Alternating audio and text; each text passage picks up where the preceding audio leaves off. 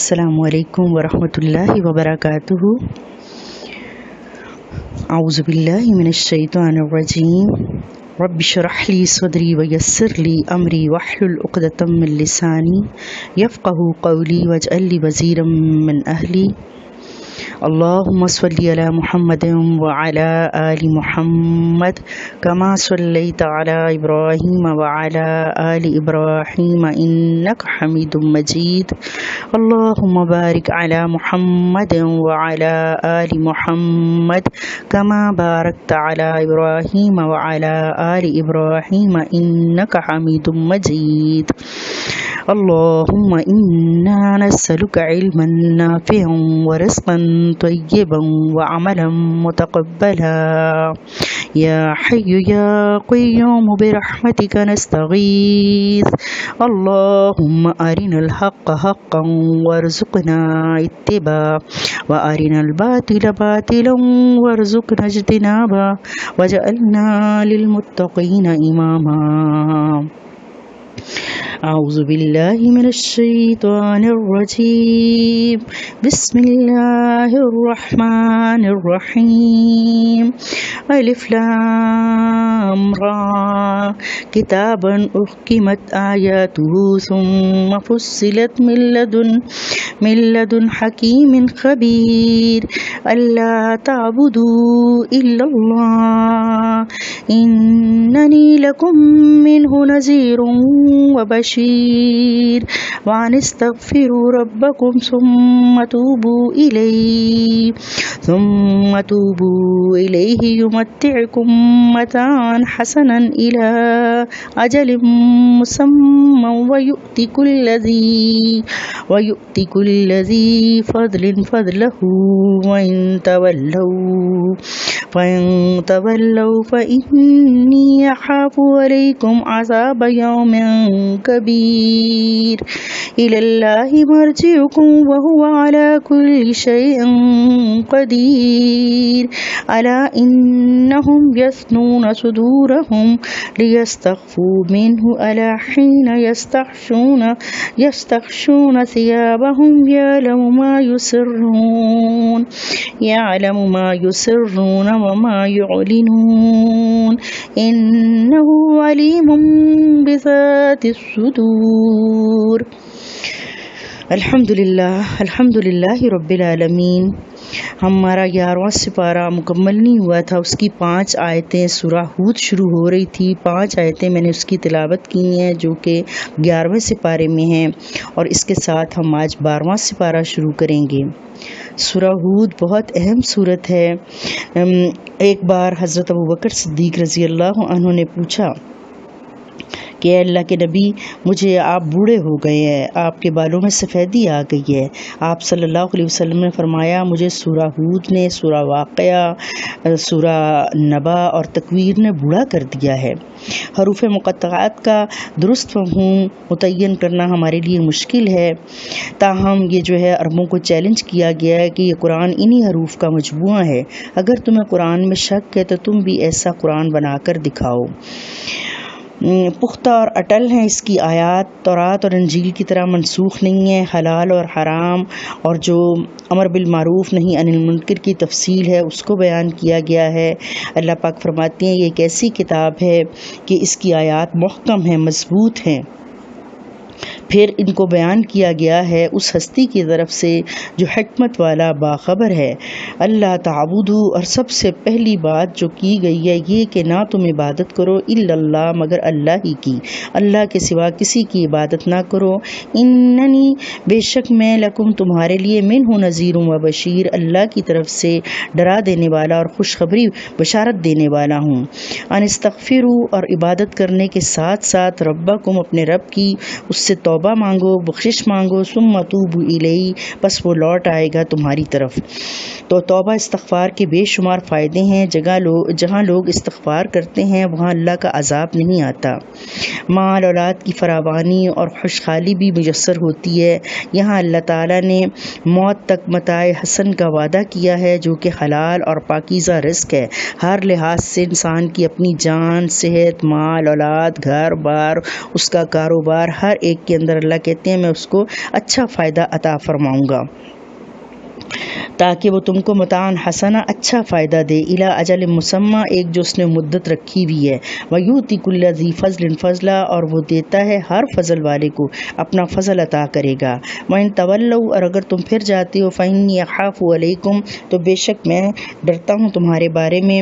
ایک ایسے بڑے دن کے عذاب یوم کبیر ایک بہت بڑے دن کے عذاب سے مجھے ڈر لگتا ہے، الی اللہ مرجعکم اللہ کی طرف تمہارا لوٹ جانا ہے، وہو علی کل شیء قدیر اور وہ ہر چیز پر قدرت رکھتا ہے، الا سن لو خبردار رہو، انہم یثنون صدورہم بے شک وہ اپنے سینوں کو موڑتے ہیں، لیستخفوا منہ تاکہ وہ اللہ سے چھپ جائیں، الا حین یستغشون سن لو جس وقت وہ کپڑوں کو جو ہے اپنے اوپر ڈھانپتے ہیں اپنے آپ کو ثیابہم اپنے کپڑوں سے، یعلم ما یسرون وما یعلنون وہ رب سے چھپ نہیں سکتے، وہ جانتا ہے جو وہ چھپاتے ہیں اور جو وہ ظاہر کرتے ہیں، انہ علیم بذات الصدور وہ مالک وہ رب تو سینوں کے راز تک تھے باخبر ہے ان کو جاننے والا ہے، وما من دابۃ فی الارض اور نہیں ہے کوئی چلنے پھرنے والا زمین میں الا علی اللہ رزقها مگر اللہ کے ذمہ ہے اس کا رزق، ویعلم مستقرها ومستودعها اور اللہ تعالی جانتا ہے اس کے قرارگاہ کو گھر بار کو اور اس کے دفن ہونے کی جگہ کو، کل فی کتاب مبین یہ سب باتیں جو ہے لوح محفوظ میں لکھی ہوئی ہیں، وہو الذی خلق السماوات والارض اللہ وہ ذات ہے جس نے پیدا کیا آسمانوں کو اور زمین کو، فی ستۃ ایام 6 دنوں میں 6 دور میں، وکان عرشہ علی الماء اور اس کا عرش تھا پانی پر، لیبلوکم ایکم احسن عملا اور اس نے یہ کائنات بنائی انسانوں کو بنایا تاکہ دیکھے آزمائش کرے تمہاری کہ کون اچھے عمل کرتا ہے، وَلَئِن قُلْتَ إِنَّكُمْ مَبْعُوثُونَ مِن بَعْدِ الْمَوْتِ اور اگر آپ انہیں یہ کہیں گے کہ تمہیں موت کے بعد اٹھائے جانے والے ہو، لَيَقُولَنَّ الَّذِينَ تو ضرور کہیں گے وہ لوگ کفروا جو کافر ہوئے، ان ھذا الا سحر مبین جب آپ ان کو یہ تعلیم دو گے ان کو یہ وحی سناؤ گے تو وہ آگے سے کہیں گے یہ کھلا جادو ہے، وَلَئِنْ أَخَّرْنَا عَنْهُمُ الْعَذَابَ اور اگر ہم کچھ دیر کے لیے عذاب کو مؤخر کر دے الی امت معدودہ چند تھوڑے وقت کے لیے، لَيَقُولُنَّ تو اس پر وہ آپ کو طنز دیں گے تانا کریں گے، ما یحبسہ کس نے اس کو روکا ہے، الا سن لو یوم یاتیہم جس دن آئے گا یہ عذاب، لیس مصروفا نہیں اس کو کوئی پھیرنے والا ہوگا، وحاق بہم ما کانوا بہ یستہزئون اور گھیر لے گا اور ایسی چیز ان لوگوں کو گھیر لے گی جس کا وہ تھے مذاق اڑاتے، وَلَئِنْ أَذَقْنَا الْإِنسَانَ اور جب مزہ چکھاتے ہیں ہم انسان کو، منا رحمتاً اپنے پاس سے رحمت کا، ثم نزعناها پھر ہم اس کو چھین لیتے ہیں لے لیتے ہیں منہ اس سے، انہ لیعوس کفور تو ایک دم یکایک وہ ناشکری کرنے لگتا ہے اور وہ مایوس ہو جاتا ہے،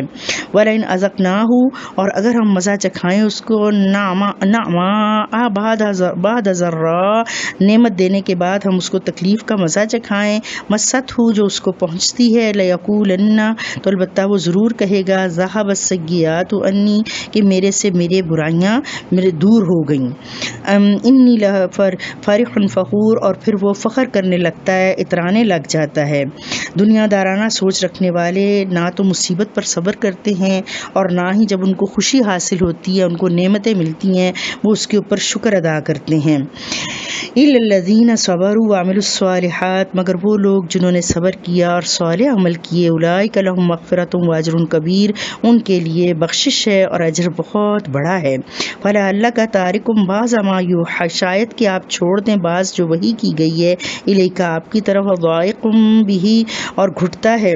اس کی وجہ سے آپ کا صدر کا سینہ، ان یقولوا یہ کہ وہ کہتے ہیں لولا انزل علیہ کنز کہ کیوں نہیں اترا اس کے ساتھ کوئی خزانہ، وجاء معہ ملک یا اس کے ساتھ کیوں کوئی فرشتہ نہیں آیا، انما انت نذیر در حقیقت میں تو ایک ہوں ڈرانے والا، واللہ علی کل شیء وکیل اور اللہ تعالیٰ ہر چیز کے اوپر جو ہے اس کو مختار ہے، اللہ تعالیٰ ہی سب کے لیے کارساز ہے۔ ام یقولون افطرا، یا وہ کہتے ہیں کہ گھڑ لایا ہے اس قرآن کو، قل فأتوا بعشر سور مثلہ، کہہ دیجئے کہ اس جیسی جو ہیں تم جو 10 آیات بنا کے صورتیں لے آؤ، مفتریات جو گھڑی ہوں، وادعوا من استطعتم من دون اللہ، اور جس کو تم پکارنا چاہتے ہو اللہ کے علاوہ پکار لو، ان کنتم صادقین، اگر ہو تم سچے۔ اللہ تعالیٰ نے، جیسے کہ ہم نے کل بھی اس پر بات کی تھی کہ یہ قرآن گھڑا ہوا کیسے ہو سکتا ہے جبکہ وہ خود معجزوں کا ایک معجزہ ہے۔ دیگر انبیاء اور رسولوں کی نبوت اور رسالت ایک محدود زمانے کے لیے ہوتی تھی، جبکہ آپ صلی اللہ علیہ وسلم کی رسالت دائمی ہے، قیامت تک کے لیے ہے۔ چنانچہ آپ کو معجزہ بھی ایسا ہی دیا گیا جو دائمی تھا۔ قرآن وہ معجزہ ہے جو کہ خود کئی ملین غیر مسلم عربوں کو چیلنج کر رہا ہے کہ اس جیسی کوئی ایک صورت ہی بنا لاؤ، چاہے اس کام کے لیے دنیا بھر کے جن و انس اکٹھے کر لو۔ اللہ تعالیٰ نے اس کی حفاظت کا ذمہ داری اٹھا رکھی ہے۔ یہ ذمہ داری کیسے پوری کی جا رہی ہے ذرا تصور کریں، خود قرآن کریم کے الفاظ تو ہزاروں لوگوں کے سینے میں محفوظ ہیں، دوسری جانب اگر وہ عربی زبان جس میں قرآن کریم نازل ہوا اسے یعنی انسان جو ہے وہ زبان عربی لوگوں کے استعمال میں نہ رہے یا وہ ہے یہ زبان بولی نہ جائے تو اس کے مفہوم اور معنی کی حفاظت نہیں ہو سکے گی۔ چنانچہ قرآن کریم کا یہ بھی معجزہ ہے کہ اس نے اس کو پچھلے 1500 سال سے عربی کو ایک زندہ زبان بنائے رکھا ہے اور کئی ملین لوگوں کے دلوں اور ان کی زبانوں کو پابند کیا ہوا ہے کہ وہ یہی عربی زبان بولیں۔ دنیا کی کوئی بھی زبان ہو، اس میں ایک صدی کے بعد بہت سی تبدیلیاں آنی شروع ہو جاتی ہیں اور وہ زبان پرانی ہو جاتی ہے اور پھر آہستہ آہستہ صفائے ہستی سے مٹ جاتی ہے، مگر قرآن کریم والی عربی آج بھی اتنی ہی تازہ ہے جتنی 1500 سال پہلے تازہ تھی، اور لوگ اس کے پڑھنے اور سننے سے وہی حلاوت، اثر اور جو ہے اپنے دلوں میں سکون محسوس کرتے ہیں۔ وہی تو اس قرآن کریم یہی اس قرآن کریم کا معجزہ ہے کہ مشرکین مکہ دوسروں کو تو اس سے روکتے تھے کہ قرآن نہ سنو، کیونکہ جو قرآن سنتا تھا اس کے دل پر اثر ہو جاتا تھا اور خود قرآن کو چھپ چھپ کر سنتے تھے۔ جب وہ یہ چیلنج پورا نہ کر سکے تو پھر صرف ایک ہی صورت بنا لانے کا چیلنج کیا گیا، جبکہ اس سے قبل اس جیسا قرآن لانے کا چیلنج اللہ تعالیٰ نے فرمایا۔ اس آیت کے معنی ہیں کہ اگر اے مسلمان، کافر، منافق سب کے لیے عام رکھا جائے تو دوسری آیت کے مطابق ان لوگوں کے لیے آخرت میں جہنم ہی ہوگی، جبکہ مسلمان جو ہے اس کو برے اعمال کا بدلہ ملنے کے بعد جہنم سے نکال لیا جائے گا، لیکن اس کے ساتھ شرط ہوگی کہ وہ موحد ہو، توحید والا ہو، تو اس نے جو غلطیاں کی ہوں گی، گناہ کیے ہوں گے، ان کو یہاں سے نکال لیا جائے گا۔ اللہ پاک ہم سے سوالیہ انداز میں آگے پوچھ رہے ہیں۔ اللہ پاک فرماتے ہیں فَإِن لَّمْ يَسْتَجِيبُوا لَكُمْ، اور اگر نہیں وہ تمہاری بات کو مانتے، فَاعْلَمُوا، یعنی کہ قرآن کو بنانے کا چیلنج قبول نہیں کرتے، فَاعْلَمُوا أَنَّمَا أُنزِلَ بِعِلْمِ اللَّهِ، تو جان لو کہ بے شک اللہ تعالیٰ نے اس قرآن کو اپنے علم سے اتارا ہے، وَأَن لَّا إِلَٰهَ إِلَّا هُوَ، اور یہ کہ اللہ کے سوا کوئی الہ نہیں ہے۔ أَنْتُمْ مُسْلِمُونَ فَهَلْ أَنْتُمْ مُسْلِمُونَ، پھر کیا تم اس کو بات کو مانتے ہو؟ مَنْ كَانَ يُرِيدُ الْحَيَاةَ الدُّنْيَا، جو شخص چاہتا ہے دنیا کی زندگی، وزینتہا، اور اس کی خوبصورتی، نوفی الیہم، ہم پورا اس کو اس دنیا میں دے دیتے ہیں، اعمالہم، اس کے اعمال کا مزہ، وہم فیہا لا یبخسون، اور اس کے لیے کسی قسم کو کمی نہیں کرتے، اولئک الذین لیس لہم فی الآخرۃ الا النار، اور یہ وہ لوگ ہیں کہ ان کے لیے دنیا میں تو ان کو سب کچھ مل جائے گا لیکن آخرت میں ان کے لیے آگ کے سوا کچھ نہ ہوگا، وحبط ما صنعوا فیہا وباطل، اور ضائع ہو جائیں گے، برباد ہو جائیں گے جو گھڑے تھے انہوں نے، اور ان کا وہ جھوٹ ہو جائے گا۔ کتنے ہی کام کافروں نے کیوں نہ اچھے کیے ہوں، لیکن وہ ان کی زندگی میں اللہ تعالیٰ ان کو مشہور کر دیتا ہے، ان کی تعریف کی جاتی ہے، ان کو سراہا جاتا ہے، لیکن ان کے مرنے کے بعد جو ہے ان کا جو ہے نام آہستہ آہستہ ختم ہو جاتا ہے اور ان کو آخرت میں کوئی حصہ نہیں دیا جائے گا ان کی، کیونکہ ایمان اللہ کے نزدیک بہت قیمتی چیز ہے۔ ایمان کے بغیر اللہ تعالیٰ عمل صالحہ کو بھی قبول نہیں فرماتے ہیں۔ افمن کان علی بینۃ من ربہ، کیا پس بھلا وہ شخص جو اپنے رب کی طرف سے ایک روشن دلیل پر ہو، ویتلوہ شاہد منہ، اور ایک پڑھنے والا جو ہے گواہ ہو اس کے اوپر، یعنی آپ صلی اللہ علیہ وسلم اس کو جو پڑھتے ہیں، ومن قبلہ کتاب موسیٰ، اور اس سے پہلے موسیٰ علیہ السلام کی کتاب تھی، امام و رحمہ، اس کو بطور امام بنایا گیا اور رحمت بنایا گیا، اولئک یؤمنون بہ، یہ لوگ جو ہیں اس کے اوپر ایمان لائے، ومن یکفر بہ، اور جس نے اس کا کفر کفر کیا من الاحزابی گروہوں میں سے فالنار موعدہ پس ان کے لیے آگ ہی وعدہ ہے فلا تکو فی مریۃ منہ پس نہ تم ہو جانا اس کے بارے میں کسی شک میں نہ پڑنا انہ الحق من ربک بے شک یہ حق ہے آپ کے رب کی طرف سے ولکن اکثر الناس لا یؤمنون اور اکثریت لوگوں کی اس بات کو نہیں مانتی ومن اظلم ممن افترى علی اللہ کاذبا اور کون زیادہ بڑا ظالم ہوگا اس شخص سے جو باندھے اللہ کے اوپر جھوٹ کاذبا یا اس کو جھٹلائے اولئک یعرضون علی ربہم یہ وہ لوگ ہیں جو اپنے رب کے سامنے پیش کیے جائیں گے ویقول الاشہاد اور گواہ جو ہیں وہ گواہی دیں گے ہؤلاء الذین کذبوا علی ربہم کہ یہی وہ لوگ ہیں جنہوں نے جھوٹ باندھا اپنے رب کے اوپر الا لعنت اللہ علی الظالمین سن لو خبردار ہو جاؤ کہ لعنت ہے اوپر ظالموں کے جنہوں نے حق تلفی کی جنہوں نے جو ہے اللہ کی بات کو نہیں مانا ان کے اوپر اللہ تعالیٰ نے لعنت کر دی الذین یصدون عن سبیل اللہ اور یہ وہ لوگ ہیں جنہوں نے روکا اللہ کے راستے سے ویبغون عوجا اور انہوں نے اللہ کے راستے میں کجی کو تلاش کیا وہم بالآخرۃ هم کافرون اور حقیقی بات یہ تھی کہ انہوں نے آخرت کا کفر کیا ان کو اللہ کے سامنے پیش ہونے کا کوئی ڈر نہ تھا اولئک لم یکونوا معجزین فی الارض یہ لوگ نہیں ہیں ان کے واسطے کہ وہ عاجز کر سکے زمین کو اللہ کے دین کو ہرا سکیں وما کان لهم من دون اللہ من اولیاء اور ان کے واسطے اللہ کے علاوہ کوئی دوست نہ کارساز نہ ہوگا یضاعف لهم العذاب دگنا دیا جائے گا ان کو عذاب دگنا عذاب اس لیے ہوگا کہ وہ اپنی گمراہی کے ساتھ ساتھ دوسروں کو بھی گمراہ کرنے کا سبب بنے تھے لہٰذا وہاں سے بھی ان کو حصہ ملے گا دوسرا سبب یہ بتلایا گیا ہے ہدایت کی بات تو خود سوچتے تھے اور نہ ہی کسی کے توجہ دلانے سے غور کرتے تھے یستطیعون السمع ما کانوا یستطیعون سمع خود بھی طاقت نہیں رکھتے تھے کہ سنے وما کانوا یبصرون اور نہ ہی وہ دیکھتے تھے یعنی جو اللہ تعالیٰ نے ان کو کان آنکھ اور دل دماغ دیا تھا وہ اس سے سوچنے سمجھنے عقل کو استعمال نہیں کرتے تھے اور نہ ہی دوسروں کو اس راستے کی طرف بلاتے تھے اولئک الذین خسروا انفسهم یہ وہ لوگ ہیں جنہوں نے خسارے میں ڈالا اپنی جانوں کو وضل عنہم ما کانوا یفترون اور کھو گیا ان سے جو وہ گھڑتے تھے لا جرم انہم فی الاخرۃ هم الاخسرون اس بات میں کوئی شک نہیں ہے کہ آخرت میں وہ بہت ہی زیادہ خسارہ اٹھانے والے ہوں گے ان الذین آمنوا وعملوا الصالحات بے شک وہ لوگ جو ایمان لائے جنہوں نے نیک عمل کیے وَأَخْبَتُوا إِلَىٰ رَبِّهِمْ اور وہ اپنے رب کے حضور گڑ گڑائے اولئک اصحاب الجنہ یہ وہ لوگ ہیں جو اصحاب الجنہ ہیں اخبتو کہتے ہیں اپنے آپ کو بجھا دینا دل کے اندر جو بھی کوئی خواہشات ہے چاہت ہے ان سب کو اللہ کے آگے سرنڈر کر دینا اللہ کی بات کے آگے جو ہے اپنی کوئی مرضی کوئی چاہت نہیں ہے اور دین پورے کا پورا اللہ کے واسطے ہو جائے جب ایسا ہو جائے گا تو یہ لوگ اصحاب الجنہ جنت والے ہیں فیہا خالدون وہ اس میں ہمیشہ رہنے والے ہیں وہ اس میں ہمیشہ رہیں گے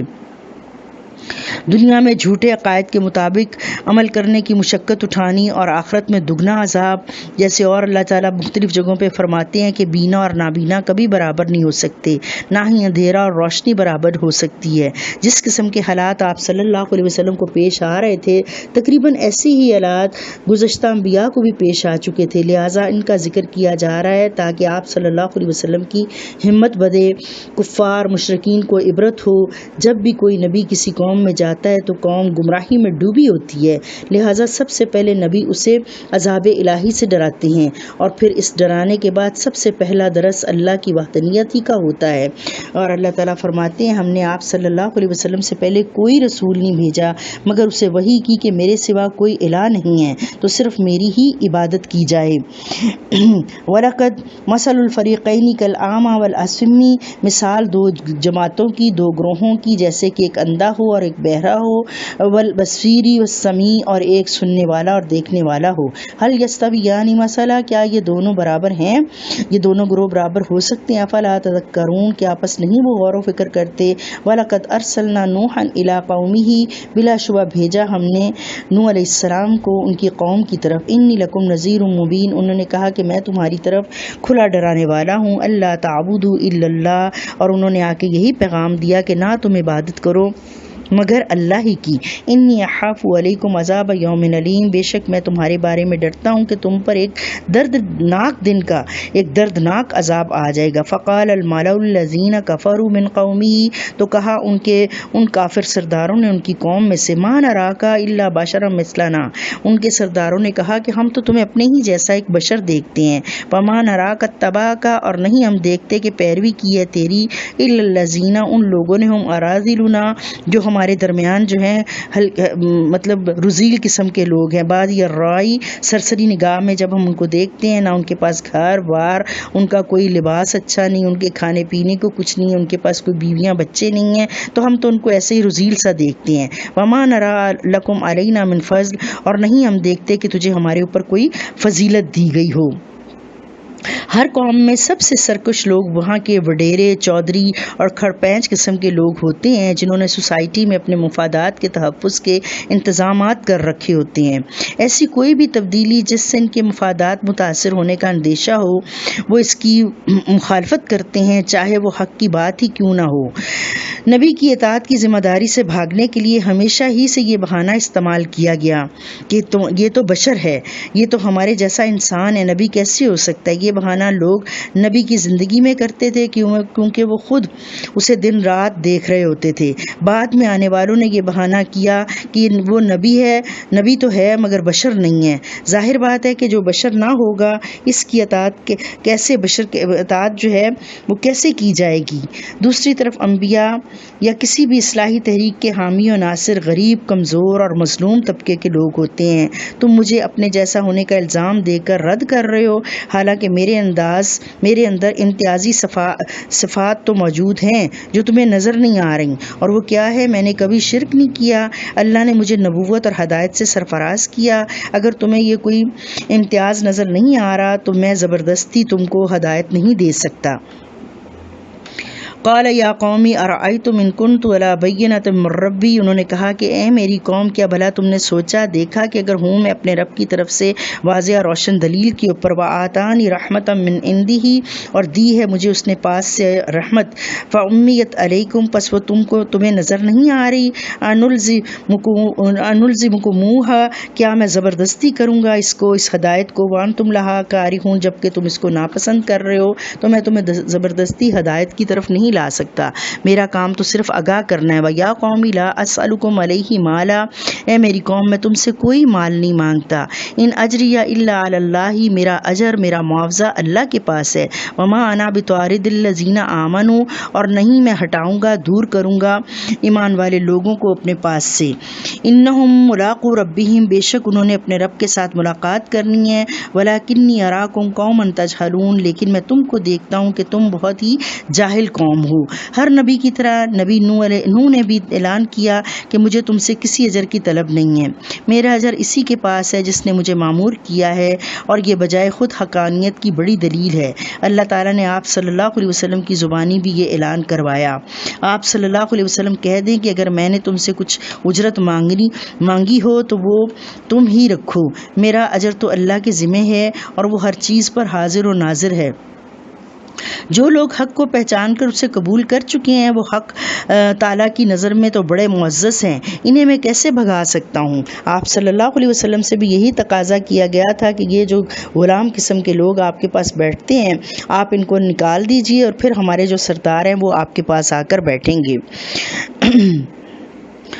تمام دیگر انبیاء کی طرح نوح علیہ السلام بھی شرک کی جڑ کاٹ کر رہے۔ کفر اور شرک عقل کی مت مارت ایسی مارتا ہے کہ جو سوچتا ہے اسے نقصان کا ہی سوچتا ہے۔ حضرت نوح علیہ السلام سے کہنے کی بجائے کہ عذاب لے آؤ، اگر یہ کہتے کہ اللہ سے دعا کرو کہ ہمارا سینہ کھول دے تو شاید انہیں ہدایت نصیب ہو جاتی، لیکن وہ ہٹ دھرمی اور ضد کے اندر اس قدر دور چلے جاتے ہیں کہ ان کو ضد ایسی آڑے آ جاتی ہے کہ وہ کہتے ہیں کہ بجائے ہدایت کے تم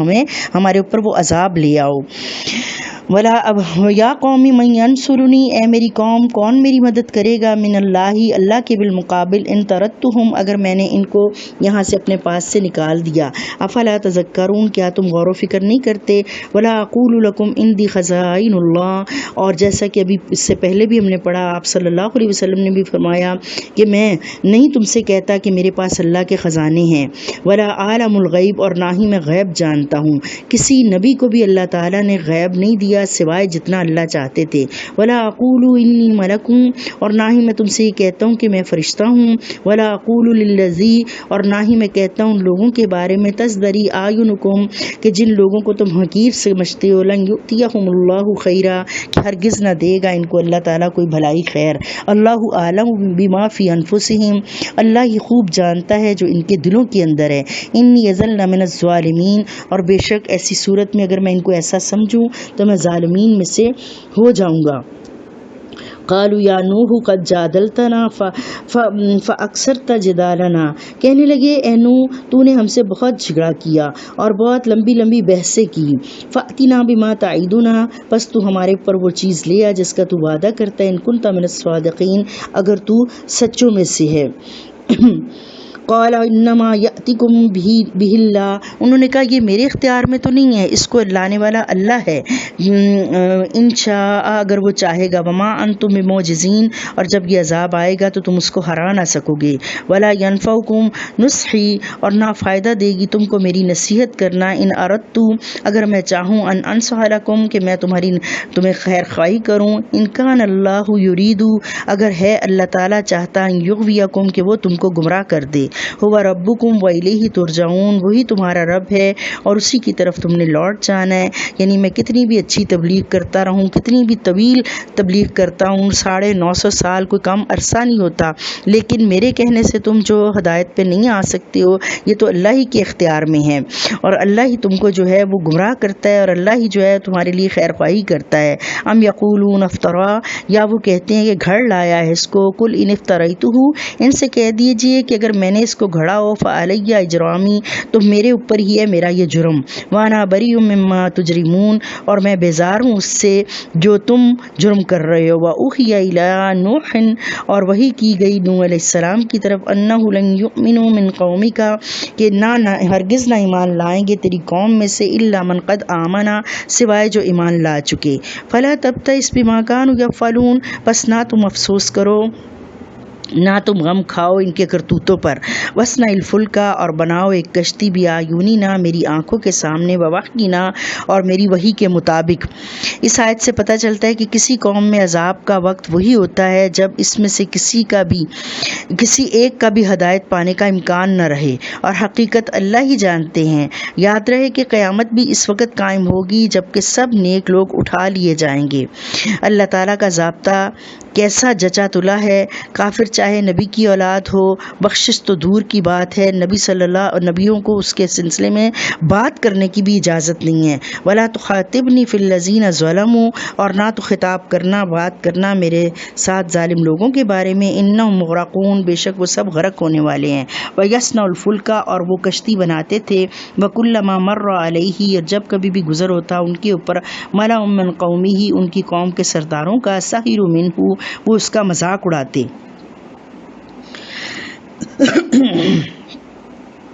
وہ ان کو کہتے کہ اس نے نبوت کے ساتھ ساتھ ترخانی بھی شروع کر دی ہے، یا یہاں دریا کون سا ہے جس میں یہ کشتی چلاؤ گے، جب ہم کشتی میں ہوں گے اور تم لوگ ڈوب رہے ہوگے تو تمہیں معلوم ہو جائے گا کہ مذاق تم سے ہوا یا ہم سے ہوا۔ قال ان تسخروا منا، نوح علیہ السلام ان سے کہتے کہ اگر تم آج ہمارا مذاق اڑا رہے ہو، فإنا نسخر منکم، تو بے شک ہم بھی تمہارا مذاق اڑائیں گے، کما تسخرون، جیسے کہ تم ہمارا تمسخر اڑا رہے ہو۔ فسوف تعلمون، پسند قریب تم جان لوگے، من یاتی ہی عذاب یخزیہ، کہ کس کے اوپر آتا ہے رسوا کرنے والا عذاب، ویحل علیہ عذاب مقیم، اور کس کے اوپر اترتا ہے دائمی رہنے والا عذاب۔ حتی اذا جاء امرنا، یہاں تک کہ جب آیا ہمارا حکم، وفارت التنور، تو تنور ابل پڑا، قل نحمل فیہا من کل زوجین اثنین، تو کہا ہم نے کہ سوار کر لو کشتی میں ہر طرح کے جو جوڑا نر اور مادہ کو، و اہلک اور اپنے گھر والوں کو، الا من سبق علیہ سوائے جس پہ طے ہو چکی ہے بات، من القولی و من آمنا اور جو ایمان لائے ہیں، یعنی جو ایمان لائے ہیں آپ کے ساتھی ہیں ان کو تو کشتی میں سوار کر لیجئے، اور اس کے علاوہ بھی ہر چیز کا جوڑا جوڑا تیار کر لیجئے، اور لیکن جس کے اوپر اللہ تعالیٰ نے طے کر دیا ہوا ہے کہ یہ جو ہیں ڈوب کر رہیں گے ان کے سوا باقی سب بچ جائیں گے، وما آمن معہ الا قلیل اور نہ ایمان لائے تھے ان کے اوپر مگر بڑے تھوڑے سے لوگ، وَقَالَ فیہا بسم اللہ مجرہا و مرساہا اور اللہ تعالیٰ نے آپ کو سکھایا کہ کہو کشتی میں سوار ہونے کی یہ دعا بتائی کہ اس کا چلنا اور اس کا ٹھہرنا اللہ کے نام سے ہے، ان ربی لغفور الرحیم بے شک ہمارا رب درگزر کرنے والا مہربان ہے۔ حضرت عباس رضی اللہ عنہ سے روایت ہے کہ وہ 80 افراد تھے، بعض نے صرف 10 کہا ہے، جن میں حضرت نوح کے 3 بیٹے سام، حام اور یافس اور ان تینوں کی بیویاں، جبکہ چوتھا یام جسے کنعان بھی کہا جاتا ہے اور اس کی والدہ یعنی حضرت نوح علیہ السلام کی بیوی ایمان نہ لانے کی وجہ سے غرق ہو گئے تھے، البتہ یام کی بیوی ایمان لانے کی وجہ سے بچ گئی تھی، یعنی کہ آپ کی بہو جو تھی وہ بچ گئی اور بیٹا غرق ہو گیا۔ اس طرح ہر جانور کا جوڑا بھی سوار کر لیا گیا۔ کشتی پر سوار ہوتے وقت یہی دعا پڑھنی چاہیے، بسم اللہ مجریہا و مرساہا ان ربی لغفور الرحیم، اور جب کہ ہم کسی سواری پر سوار ہوتے ہیں تو سبحان الذی سخر لنا ھذا وما کننا لہ مقرنین وانا الی ربنا لمنقلبون۔ زمین سے پانی پھوٹتا رہا، آسمان سے بارش برستی رہی، پانی اتنا بڑھا کہ پہاڑ ڈوبنے لگ گئے، پہاڑوں جیسی اونچی اونچی موجیں قیامت ڈھا رہی تھیں۔ اس دوران حضرت نوح نے اپنے بیٹے یام کو دیکھا، آپ نے اس کو پکارا، وَنَادَى نُوحٌ ابْنَهُ وَكَانَ فِي مَعْزِلٍ يَا بُنَيَّ ارْكَب مَعَنَا۔ آپ نے اپنے بیٹے کو دیکھا کہ وہ ایک کنارے پر کھڑا ہے، آپ نے اس کو آواز دی کہ اے میرے بیٹے کشتی میں سوار ہو جا، وَلَا تَكُن مَعَ الْكَافِرِينَ اور تو کافرین کے ساتھ نہ ہو۔ اس دوران حضرت نوح نے اپنے بیٹے یام کو دیکھا جو کہ ایک پہاڑ کے کنارے کھڑا تھا، اسے کہا ایمان لے اور ہمارے ساتھ سوار ہو جاؤ،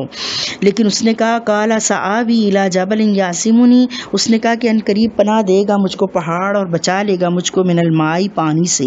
قَالَ لَا عَاصِمَ الْيَوْمَ، نوح علیہ السلام نے کہا آج کسی کو نجات نہیں ہے، کسی کو کوئی بچانے والا نہیں، من امر اللہ، اللہ کے حکم سے، الا من رحمہ سوائے جس پر رحم کرے۔ وحال بینہم الموج اور حائل ہو گئی ان دونوں کے درمیان ایک بڑی موج، فکان من المغرقین اور وہ ہو گیا غرق ہونے والوں میں سے، ڈوبنے والوں میں سے۔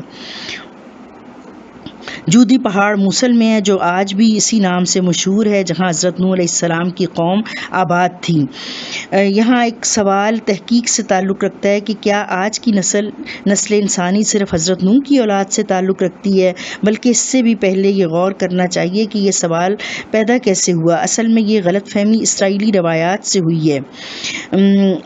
قرآن میں یہ اچھے طریقے سے بیان کیا گیا ہے کہ حضرت نوح کے ساتھ جو لوگ ایمان لانے والے تھے وہ بھی کشتی میں سوار تھے اور آگے نسل انسانی انہی سے چلی تھی، یعنی یہ سیلاب پوری دنیا کے اندر آ گیا تھا۔ اللہ تعالیٰ نے پھر اس کے بعد آواز لگائی، وقیل یا ارض ابلعی ماءکی، اے زمین اپنے پانی کو نگل جا، ویا سماء اقلی اور اے آسمان تھم جا، وغیض الماء اور پانی خشک ہو گیا، وقضی الامر اور اللہ کا کام ہو گیا، واستوت علی الجودی اور وہ کشتی جا لگی جودی پہاڑ پر، وقیل بعدا للقوم الظالمین اور اعلان کر دیا گیا کہ ظالم لوگوں کے لیے اللہ کی رحمت نہیں ہے، پھٹکار ایسے ظالم لوگوں کے لیے۔ ونادى نوح ربہ اور پکارا نوح علیہ السلام نے اپنے رب کو، فقال ربی ان ابنی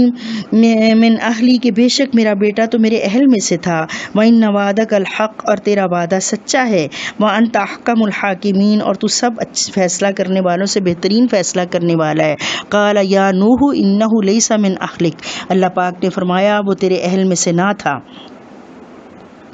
باوجود اس کے کہ وہ تمہارا سلبی بیٹا تھا، مگر جب اس کے اعمال ہی ایسے نہ تھے تو پھر وہ تمہارے اہل میں سے کیسا ہو سکتا ہے۔ انہ عمل غیر صالح، اس کا عمل غیر صالح تھا، فلا تسألنی ما لیس لک بہ علم، پس تو نہ مجھ سے سوال کر اس چیز کے بارے میں جس کا تجھے علم نہیں ہے۔ اللہ کے ہاں صرف ایمان اور عمل صالح ہی کی قیمت ہے۔ ایک اولو العزم رسول اپنے بیٹے کے لیے التجا کر رہا ہے تو الٹا اس پر عذاب نازل ہوا۔ اس سے ان لوگوں کو سبق حاصل کرنا چاہیے جنہوں نے سستی نجات کے لیے طرح طرح کے عقیدے وضع کر رکھے ہیں۔ کسی شخص کا سید ہونا یا کسی کا بزرگ کا دامن پکڑنا اللہ کے ہاں کچھ وقت نہیں رکھتا۔ اس سے یہ بھی معلوم ہوتا ہے کہ انبیاء کو علم غیب نہیں ہے، اور نہ وہ اپنی ورنہ وہ ایسی دعا کرتے ہی نہ جس سے اللہ تعالیٰ ان کو ڈانٹ رہے ہیں۔ قال ربی انی اعوذ بک ان اسألک، کہنے لگے اے میرے رب میں پناہ پکڑتا ہوں تیری کہ میں سوال کروں ما لیس لی بہ علم، جس کا مجھے علم نہیں ہے، والا تغفر لی وترحمنی، اور اگر تو نے مجھے بخشا نہ اور مجھ پر رحم نہ کیا، اکم من الخاسرین، تو میں خسارہ پانے والوں میں سے ہو جاؤں گا۔ قیل یا نوح اہبط بسلام، کہا گیا کہ اے نوح اتر جاؤ ساتھ سلامتی کے، منا ہماری طرف سے، و برکات علیک، تیرے اوپر برکتیں نازل ہوں گی، وعلی امم ممن معک، اور ان پر بھی نازل ہوں گی برکتیں جو تیرے ساتھ امتیں موجود ہیں، لوگ موجود ہیں، و امم سنمتعہم، اور میں کچھ امتوں کو فائدہ دوں گا، ثم یمسہم منا عذاب علیم، اور پھر چھوئے گا ان کو میری طرف سے دردناک عذاب۔ حضرت نوح علیہ السلام آپ صلی اللہ علیہ وسلم کے زمانے سے تقریباً 4000 سال پہلے آئے تھے۔ اس زمانے کی تفصیلی خبریں دینا بجائے خود آپ کی نبوت کی دلیل ہے، اور آپ صلی اللہ علیہ وسلم کے لیے غیب کی نفی ہے کہ آپ غیب کی باتوں کو نہیں جانتے تھے، آپ پڑھے لکھے بھی نہیں تھے کہ کہیں سے ان کہانیوں کو پڑھ کر لے آتے۔ تو آپ صلی اللہ علیہ وسلم نے اتنے ہزاروں سال پہلے کی کہانی بات ساری لوگوں کو واضح کر کے سنا دی۔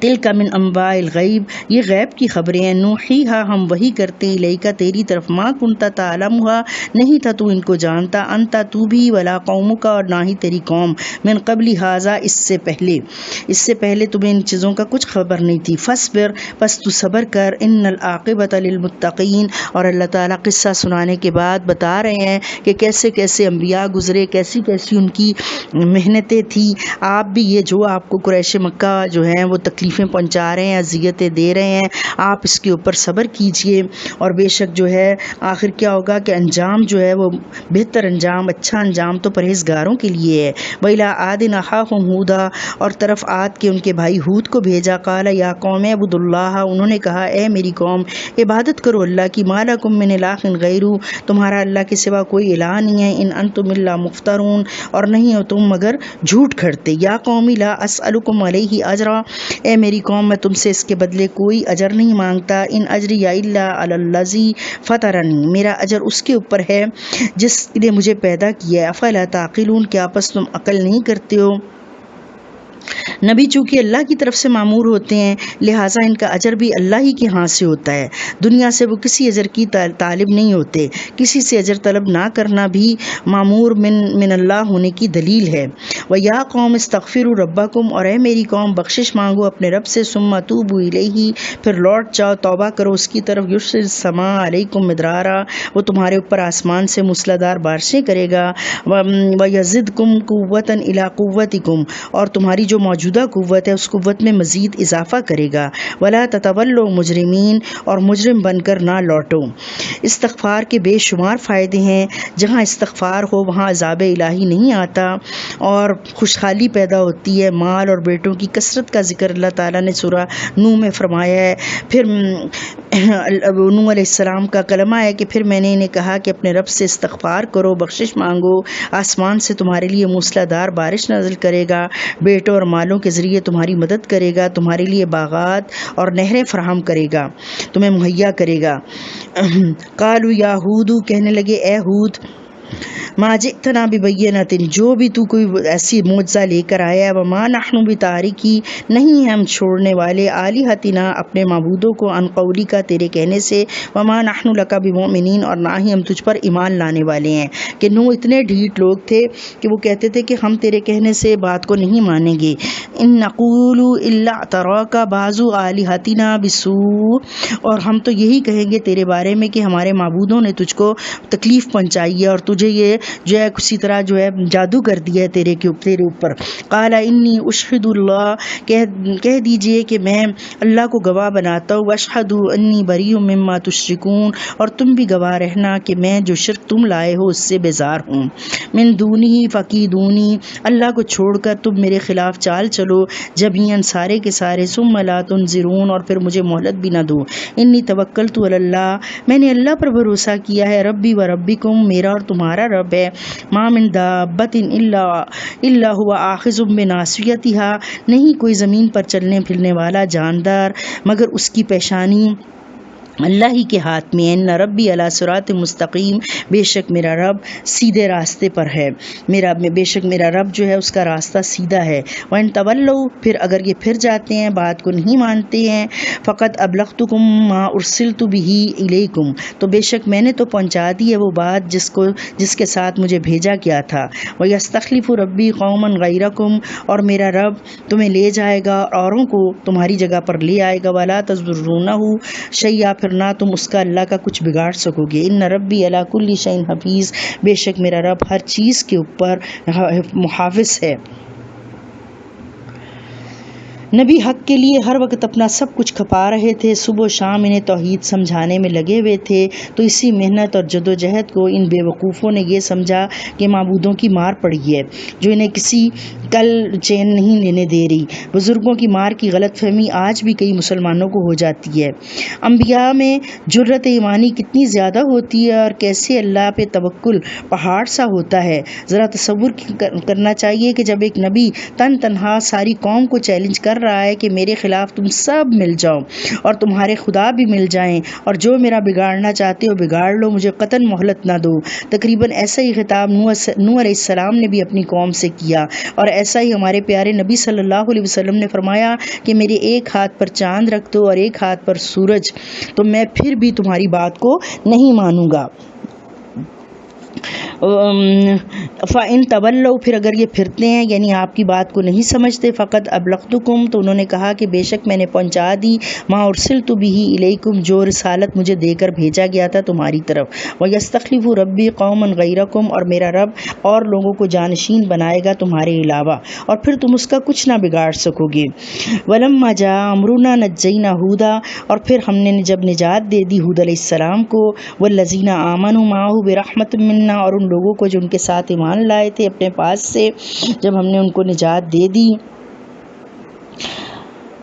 ہر جاندار، جیسے ہم نے پیچھے پڑھا ہے کہ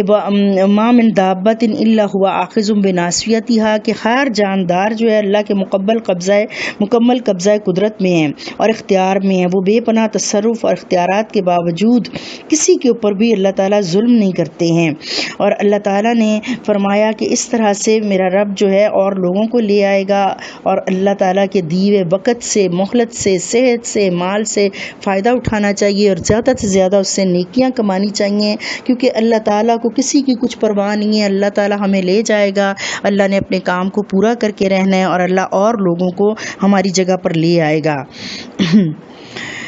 وَتِلْكَ عَادٌ، یہ عاد تھے. جہدوا بآیات ربہم، جھگڑا کیا انہوں نے اپنے رب کی آیات کا. جہد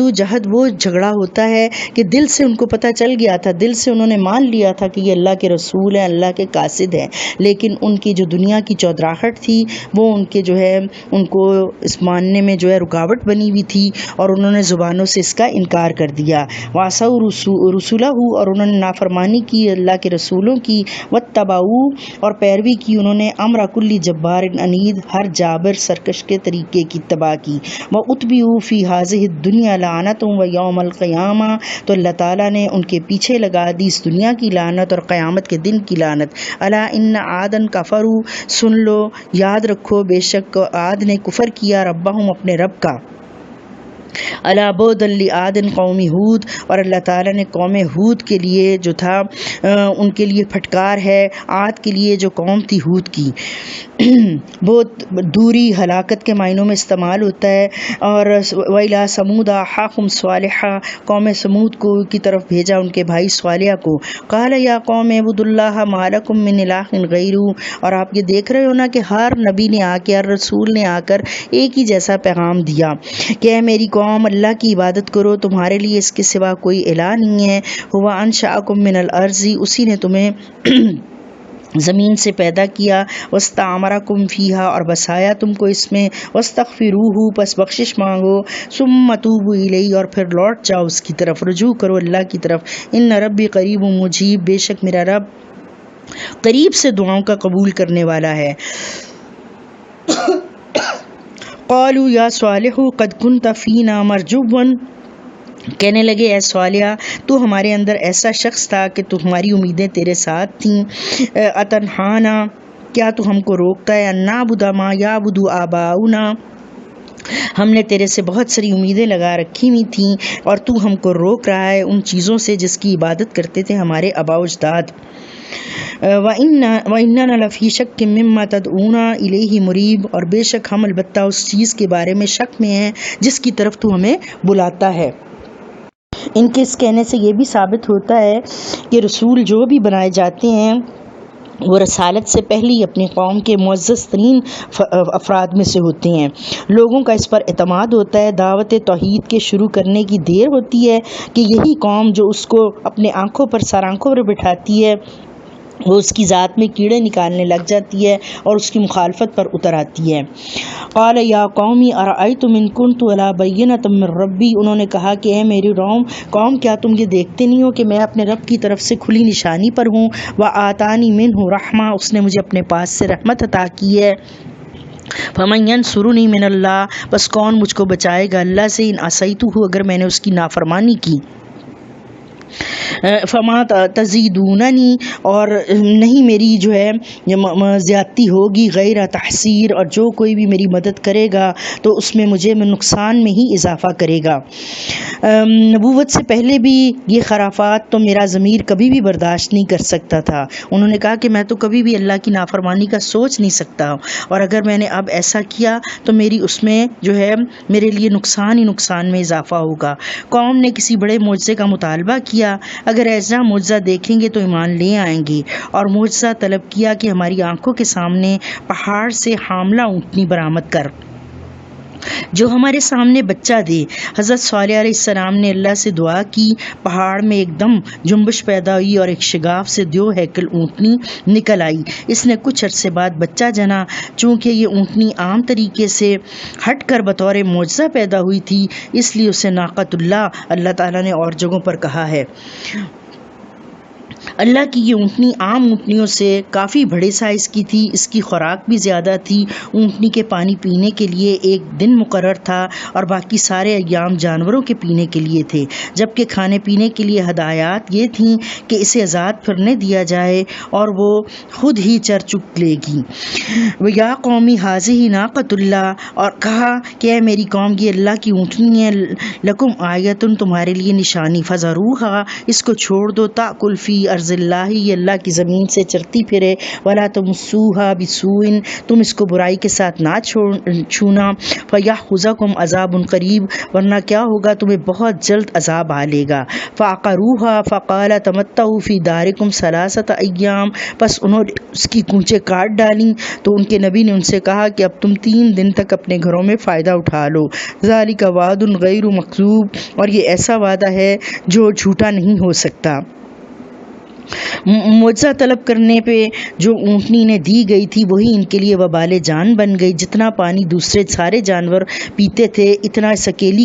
پی جاتی تھی، حالانکہ ان کے ہاں پانی کی پہلے ہی کی قلت تھی، اور جتنا کھانا دوسرے سارے جانور کھاتے تھے اتنا یہ اکیلی اونٹنی ہی کھا جاتی تھی۔ چنانچہ ایک بدبخت تھا ان کی قوم میں سے اٹھا اور اس نے یہ نافرمانی کی، اس نے اس مصیبت سے جان چھڑانے کے لیے تلوار سے اس پر وار کیا، اونٹنی نے ہولناک چیخ ماری اور اس پہاڑی میں جا کر غائب ہو گئی جہاں سے وہ نکلی تھی، اس کا بچہ بھی اس پہاڑی میں جا کر غائب ہو گیا، اگرچہ مارنے والا صرف ایک ہی شخص تھا مگر اللہ ساری قوم کو کہہ رہے ہیں کیونکہ ساری قوم کی مدد اسے حاصل تھی۔ 3 دن بعد عذاب آنے کی دھمکی سن کر بھی یہ قوم نہ سنبھلی اور اونٹنی کو ٹھکانے لگانے کے بعد وہی بدبخت حضرت صالح کو مارنے کے بارے میں بھی آپس میں صلاح مشورے کرنے لگ گئے۔ فلما جاء امرنا، پھر جب ہمارا حکم آ گیا، نجینا صالحا، ہم نے نجات دی صالح کو، والذین آمنوا معہ، اور ان لوگوں کو جو ایمان لائے تھے ہمارے ساتھ، برحمت منا، اپنے پاس سے رحمت کے ساتھ، ومن خزی یومئذ، اور ان کو اس دن کی رسوائی سے بھی بچا لیا۔ ان ربک هو القوی العزیز، بے شک آپ کا رب وہی قوت والا اور وہی زبردست ہے۔ واخذ الذین ظلموا الصیحة، اور پکڑا ان ظالم لوگوں کو ایک چنگھاڑ نے، فاصبحوا فی دیارہم جاثمین، وہ اپنے گھروں کے اندر اوندھے پڑے رہ گئے۔ 3 دن بعد عذاب آنے کی دھمکی سن کر بھی یہ لوگ نہ سنبھلے تھے، تو صالح علیہ السلام کو مارنے کے بارے میں آپس میں صلاح مشورہ کرنے لگ گئے۔ مقررہ وقت پورا ہونے پر اچانک نیچے سے شدید زلزلہ آیا اور اوپر سے ہولناک چیخ کا عذاب آ گیا، جس سے ساری قوم مر گئی، اور حالت یہ تھی ان کی کہ سب لوگ پیٹ کے بل لیٹے ہوئے تھے، گویا کہ عذاب کی شدت سے خود کو بچانے کی کوشش کر رہے تھے۔ پھر اللہ پاک فرماتے ہیں فَأَصْبَحُوا فِي دِيَارِهِمْ جَاثِمِينَ، وہ اپنے گھروں میں اوندھے پڑے ہوئے تھے، كَأَن لَّمْ يَغْنَوْا فِيهَا، اور ان کی بستی ایسے لگتی تھی جیسے کبھی آباد ہی نہ ہوئی تھی۔ الا ان ثمود کفروا ربهم، سن لو بے شک سمود نے کفر کیا اپنے رب کا۔ الا بعدا لثمود، اور سن لو کہ پھٹکار ہے، دوری ہے سمود کے لیے۔ وَلَقَدْ جَاءَتْ رُسُلُنَا بِإِبْرَاهِيمَ، اور بلا شبہ ہمارے بھیجے ہوئے آئے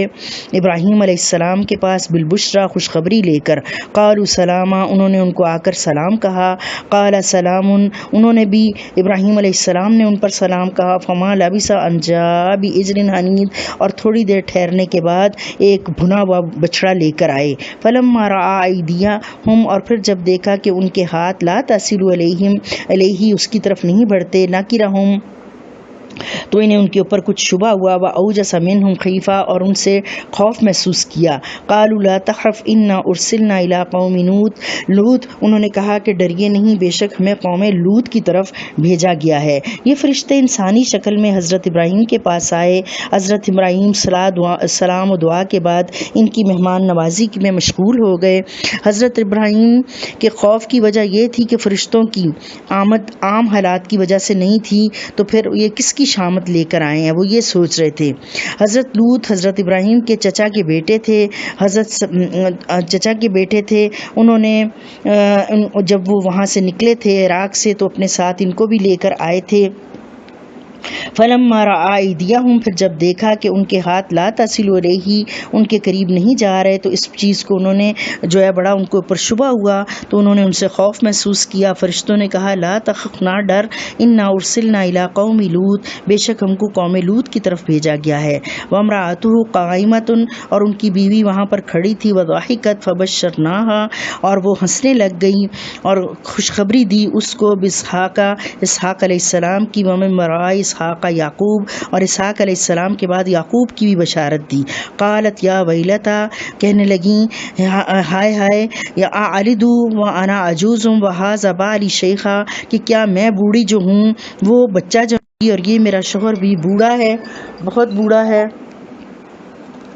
ان ھذا لشیء عجیب، یہ تو ایک بڑی ہی عجیب بات ہے۔ قالوا اتعجبین من امر اللہ، تو اللہ تعالیٰ فرشتوں نے کہا کیا تم تعجب کرتی ہو اللہ کے حکم پر؟ رحمت اللہ، رحمت ہے اللہ کی، وبرکاتہ، اور اس کی برکتیں، علیکم اہل البیت، اے گھر والو تمہارے اوپر برکتیں ہیں۔ تو بیوی بھی جو ہے وہ اہل بیت میں سے ہوتی ہے۔ انہ حمید مجید، بے شک وہ خوبیوں والا، بزرگی والا ہے۔ فلما ذهب عن ابراہیم الرو، اور پھر جب جاتا رہا ابراہیم علیہ السلام کا خوف، وجاءته البشرا، اور آئی ان کے پاس ان کو خوشخبری مل گئی، یجادلنا فی قوم لوط، تو وہ قوم لوط کے بارے میں جھگڑا کرنے لگ گئے۔ ان ابراہیم لحلیم اواہ منیب، بے شک ابراہیم علیہ السلام بڑے بردبار، نرم دل اور رجوع کرنے والے تھے۔ یا ابراہیم عارض عن ھذا،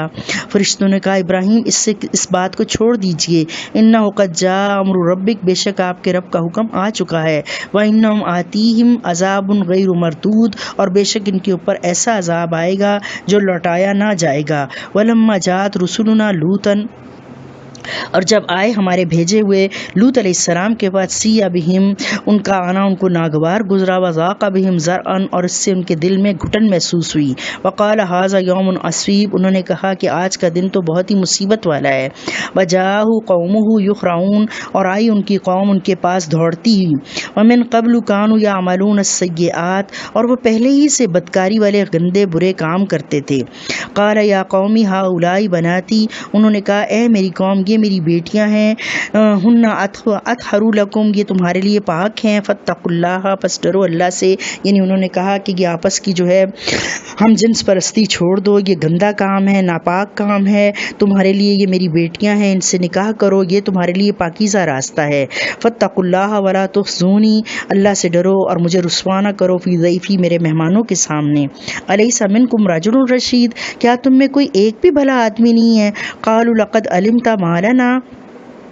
ڈٹائی سے کہنے لگے کہ بلا شبہ تو جانتا ہے جو ہم چاہتے ہیں، فی بناتی کا، تیری بیٹیوں سے، من حق، ہمیں کوئی دلچسپی نہیں، وَإِنَّكَ لَتَعْلَمُ مَا نُرِيدُ، اور تو جانتا ہے کہ جو ہم چاہتے ہیں، قَالَ لَوْ أَنَّ لِي بِكُمْ قُوَّةً، انہوں نے لوط علیہ السلام نے عاجزی سے کہا کہ بے شک اگر میرے پاس کوئی قوت ہوتی، او آوی، یا کوئی مضبوط سہارا ہوتا، الی رکن شدید، تو میں اس میں پناہ لے لیتا، قالوا یا لوط ان رسول ربک،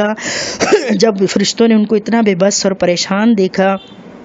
تو انہوں نے کہا اے لوط بے شک ہم تیرے رب کی طرف سے بھیجے گئے ہیں، لن یصلوا الیک فاسری باہلک بقطع من اللیل، ہرگز نہ کہ تیرے تک پہنچ سکیں گے، پس تو اپنے گھر والوں کو لے کر رات کے اندھیرے میں نکل چک، ولا یلتفت، اور نہ مڑ کر دیکھے، منکم، تم میں سے، احد، کوئی ایک، الا امراتک، سوائے تیری بیوی کے، انہ مصیبھا ما اصابہم، بے شک اس کو بھی وہ مصیبت پہنچ کر رہے گی جو قوم کو پہنچے گی، ان موعدہم الصبح، اور بے شک وعدے کا وقت صبح کا ہے، الیس الصبح بقریب، اور یہ صبح بہت قریب ہی ہے، کہ لوط علیہ السلام کو لگا کہ ابھی ان کے اوپر عذاب آ جائے، لیکن آپ کو تسلی دی گئی کہ بس ابھی یہ صبح آنے ہی والی ہے۔ یہ فرشتے حضرت لوط علیہ السلام کے پاس انتہائی خوبصورت شکلوں کی لڑکوں کی شکل میں آئے تھے۔ حضرت لوط کو اپنی قوم کے کرتوتوں کا علم تھا کہ وہ ایسے آپس میں ہم جنس پرستی میں ملوث ہیں، ان میں کسی حد تک ان میں رچ بس گئی ہوئی ہے یہ چیز، چنانچہ انہیں خوف ہوا کہ قوم کے بدماش ان سے ان کے مہمانوں کا مطالبہ کریں گے، اور آپ کے اندر اتنی طاقت نہیں کہ انہیں روک سکیں، یہی وجہ آپ کی گھٹن کا باعث بنی۔ یہ قوم کی بیٹیوں کی جانب اشارہ تھا، یا پھر ایک روایت میں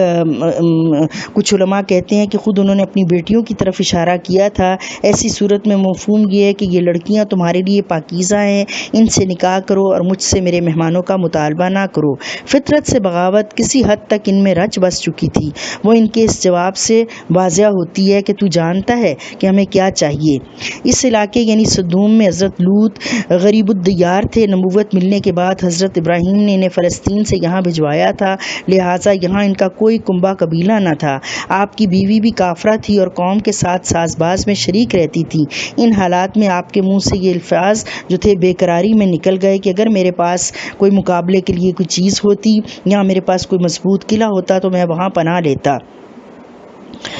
یہ بدماش ہم تک کیا پہنچیں گے، تم تک بھی نہیں پہنچ سکتے۔ فرشتوں نے ان کو تسلی دی۔ غالباً حضرت لوط نے اپنی اس بے کسی کی حالت کی وجہ سے یہ خواہش ظاہر کی ہوگی کہ پھر ابھی عذاب ہو جائے، جس کے جواب میں فرشتوں نے کہا کہ یہ عذاب صبح کے وقت ان کے اوپر آئے گا۔ فلما جاء امرنا جعلنا عالیہا سافلہا، پھر اللہ تعالیٰ کا جب فیصلہ آ گیا جس سے کہ لوط علیہ السلام گھبرا رہے تھے کہ صبح بہت دیر سے ہوگی، تو اللہ تعالیٰ نے سحری کے وقت ان کو پکڑ لیا، قوم لوط کی بستی کو بلندی پہ لے جا کر الٹا کر زمین پر پٹخ دیا، اور ساتھ ہی ساتھ ان پر کنگر والے پتھر جو ہوتے ہیں، جو نوکیلے پتھر ہیں، بارش کی طرح برسائے۔ یہ پتھر بھی نشان زدہ تھے۔ غالباً اس شدید عذاب کی وجہ سے یہ علاقہ سطح سمندر سے 400 میٹر نیچے دب گیا، جہاں اب بحر مردار ہے، جسے بحر لوط بھی کہتے ہیں۔ تو اللہ تعالیٰ کا حکم آ گیا، اللہ تعالیٰ نے ان کا اوپر کا نیچے کر دیا، وامطرنا علیہا، اور برسائی ہم نے ان کے اوپر حجارۃ من سجیل منضود، یہ پتھر تہ بتہ اور ان پہ نشان لگے ہوئے تھے۔ मुसव्वमतन इंद रब्बिका, ये निशान ज़दा थे तेरे रब की तरफ से कि जिसके ऊपर जो पत्थर गिरना था। वमा हिया मिनज़्ज़ालिमीन बिबईद, और ये जो इनकी बस्तियां हैं ये ज़ालिमों से कुछ दूर नहीं है। और ज़ालिम यहाँ पर अल्लाह ताला मक्का वालों को कह रहे हैं। व इला मदियन अख़ाहुम शुअयबा, और मदियन की तरफ उनके भाई शुअयब अलैहिस्सलाम को भेजा।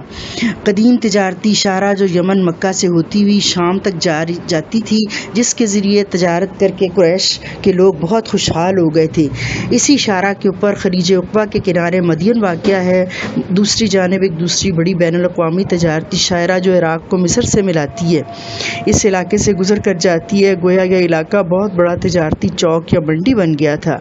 इसी कौम को कुरान करीम में अस्हाबुल ऐका भी कहा गया है। इन लोगों ने अपनी इस जुग़राफ़ियाई हैसियत की वजह से तिजारत से खूब फ़ायदा उठाया।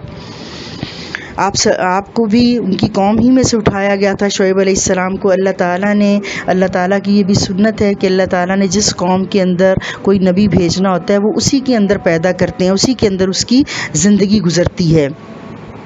उनका भी पैगाम यही था। क़ाल या कौम उबुदुल्लाह मा लकुम मिन इलाहिन गैरू, उन्होंने कहा कि मेरी कौम अल्लाह की इबादत करो, उसके सिवा तुम्हारा कोई इलाह नहीं। वला तनकुसुल मिक्याल, और ना तुम तोल में कमी करो। वल मीज़ान, और ना ही उसके अंदर कोई जो है माप पर तोल में कमी करो। इन्नी अराकुम बिखैरिन, मैं तुम्हें देख रहा हूँ कि तुम अच्छे हो, खुशहाल हो। व इन्नी अखाफु अलैकुम अज़ाब यौमिन मुहीत, और तुम अगर बेजा प्रॉफिट कमाओगे या सौदा गलत तरीके से बेचोगे या बातिल तरीके से लोगों से कमाओगे तो मुझे डर है कि तुम्हारे ऊपर एक घेर देने वाला अजाब आ जाएगा। वया कौमी औफुल मिक्याला, ए मेरी कौम माप को पूरा करो। वल मीज़ाना, और मीज़ान को बिलक़िस्त इंसाफ के साथ। वला तबख़सुन्नासा, और ना तुम कमी करो लोगों के लिए शियाहुम उनकी चीज़ों में, यानी कि डंडी मार कर थोड़ी सी घटा देना, तोल में कमी कर देना, मापने में थोड़ा सा इंच 2 इंच जो है वो उसको कम कर देना। ये सब क्या है? ज़मीन में फ़साद है। वला तासौ फ़िल अर्ज़ि मुफ़सिदीन, और ना तुम ज़मीन पर फिरो इस तरह से फ़साद करते हुए। ऐसी तमाम तिजारती हेरा फेरियाँ जिससे वो दूसरों का हक़ गज़ब किया करते थे, फ़साद फ़िल अर्ज़ हैं। जैसा कि आप अल्लाह ताला फरमाते हैं सूरतुल मुतफ़्फ़िफ़ीन में कि वैलुल लिकुल्लि मुतफ़्फ़िफ़ीन, डंडी मारने वालों के लिए हलाकत है। जब खुद माप कर लेते हैं तो पूरा लेते हैं, और जब दूसरों को माप कर देते हैं या तोल कर देते हैं तो घटा देते हैं। क्या वो ये ख्याल नहीं करते कि वो उठाए जाने वाले हैं? कि जिसको ये डर हो कि मुझे दोबारा उठाया जाएगा और अल्लाह के रूबरू मुझको पेश होना है, अपना हिसाब किताब देना है, उससे ये गलती ऐन मुमकिन है कि ख़त्म हो जाए। वला बक़ियतुल्लाही, और जो तुम्हारे लिए अल्लाह की दी हुई से बचत होती है, खैरुल्लकुम, वही तुम्हारे लिए बेहतर है, यानी जो जायज़ प्रॉफिट तुम्हें मिलता है वही अच्छा है। कुंतुम मोमिनीन, अगर तुम मोमिन हो। वमा अना अलैकुम बिहफ़ीज़, और मैं तुम्हारे ऊपर को मुहाफ़िज़ नहीं हूँ। एक एक बंदे के ऊपर सारा दिन मैं खड़ा रहकर उसको देखभाल नहीं सकता, मैं तो सिर्फ तुमको तबलीग कर सकता हूँ। क़ालू या शुअयबु असलातुका तअमुरुका अन नत्रुका मा याबुदु आबाउना, उन्होंने कहा ए शुएब, क्या तुम्हारी नमाज तुमको यही सिखाती है? यानी कि वो उनको उल्टा उनके दीनदारी का ताना देने लगे कि तुम छोड़ दो अपने उन माबूदों को जिनकी इबादत किया करते थे हमारे आबाउजदाद, यानी उनके आबाउजदाद जो हैं वो अल्लाह ताला से भी बढ़कर उनकी इज़्ज़त कर रहे हैं और उनके आगे बिच जा रहे हैं। तो वो उनको कहते हैं कि शुएब, तुझे तेरी नमाज यही हुक्म देती है कि हम छोड़ दें अपने आबाउजदाद को, यानी कि अगर आबाउजदाद की पैरवी ना की तो उनकी इज़्ज़त नहीं होगी? ऐसा हरगिज़ नहीं है, बल्कि अल्लाह हमें पीछे बता चुका कि आबाउजदाद अगरचे ना अकल रखते थे ना कुछ समझ रखते थे, इसलिए ऐसे ही अंधी तकलीद नहीं करनी है। नफ़ी अम्वारी नमानशा, और वो आगे से उनसे कहते कि हमें क्या ये भी हक़ नहीं है कि हम अपने मालों में से जो चाहें करें? इन्नका लअंतल हलीमुर रशीद, बेशक तू तो बहुत ही बुर्दबाद और भला मानस हो। क़ाला या कौमी अराइतुम, उन्होंने उनसे कहा मेरी कौम, भला तुमने गौर किया, इन कुन्तु अला बय्यिनतिन मिन रब्बी, कि अगर मैं अपने रब की तरफ से किसी वाज़िह दलील के ऊपर हूँ, वरज़क़नी मिन्हु रिज़्क़न हसना, और मेरे रब ने मुझको बहुत अच्छा रिज़्क़ दिया हो। वमा उरीदु अन उखालिफ़कुम, और मैं नहीं ये चाहता कि जिस बात से मैं तुम्हें रोकूं, इलामा अनहाकुम अनहु, मैं वो काम खुद करूं, ऐसा नहीं हो सकता। मुझे जिस काम का हुक्म मिला है मैं उस काम को खुद भी अपने ऊपर उसी तरह अप्लाई करूंगा और मैं तुम लोगों को भी उसी चीज़ का हुक्म दूंगा। ہم اپنی مرضی کی عبادات نہ کریں اور اپنی مرضی کی تجارت نہ کریں۔ جب انہوں نے یہ کہہ کر تمسخر اڑایا ان کا، تو انہوں نے ان کو سمجھایا کہ میں جس کام سے تمہیں روک رہا ہوں یہ اللہ کی طرف سے مجھے کہا گیا، اور سب سے پہلے میں وہ خود تو یہ کرتے ہی نہیں تھے، لیکن اپنے آپ کو کہہ رہے ہیں کہ میں خود اپنے آپ کو اس سے روکتا ہوں اور پھر تم کو بھی اس سے روکتا ہوں۔ ان اريد الا الاصلاح، اور میں چاہتا ہوں کہ میں تمہاری اصلاح کروں، مستطعتم جتنی میرے اندر طاقت ہو، وما توفیقی الا باللہ، اور سبحان اللہ یہ ایمان ہے کہ نہیں توفیق مجھے جتنی مگر اللہ دے گا۔ علیہ توکلت و الیہ انیب، میں نے اللہ کے اوپر بھروسہ کیا ہے اور میں اللہ ہی کی طرف رجوع کرتا ہوں، کہ یعنی کہ میرا ایمان اللہ پر ہے کہ اللہ تعالیٰ ہی کی توفیق سے مجھ سے نیکی کا کام بھی ہوگا۔ وَيَا قَوْمِ لَا يَجْرِمَنَّكُمْ شِقَاقِي، اے میری قوم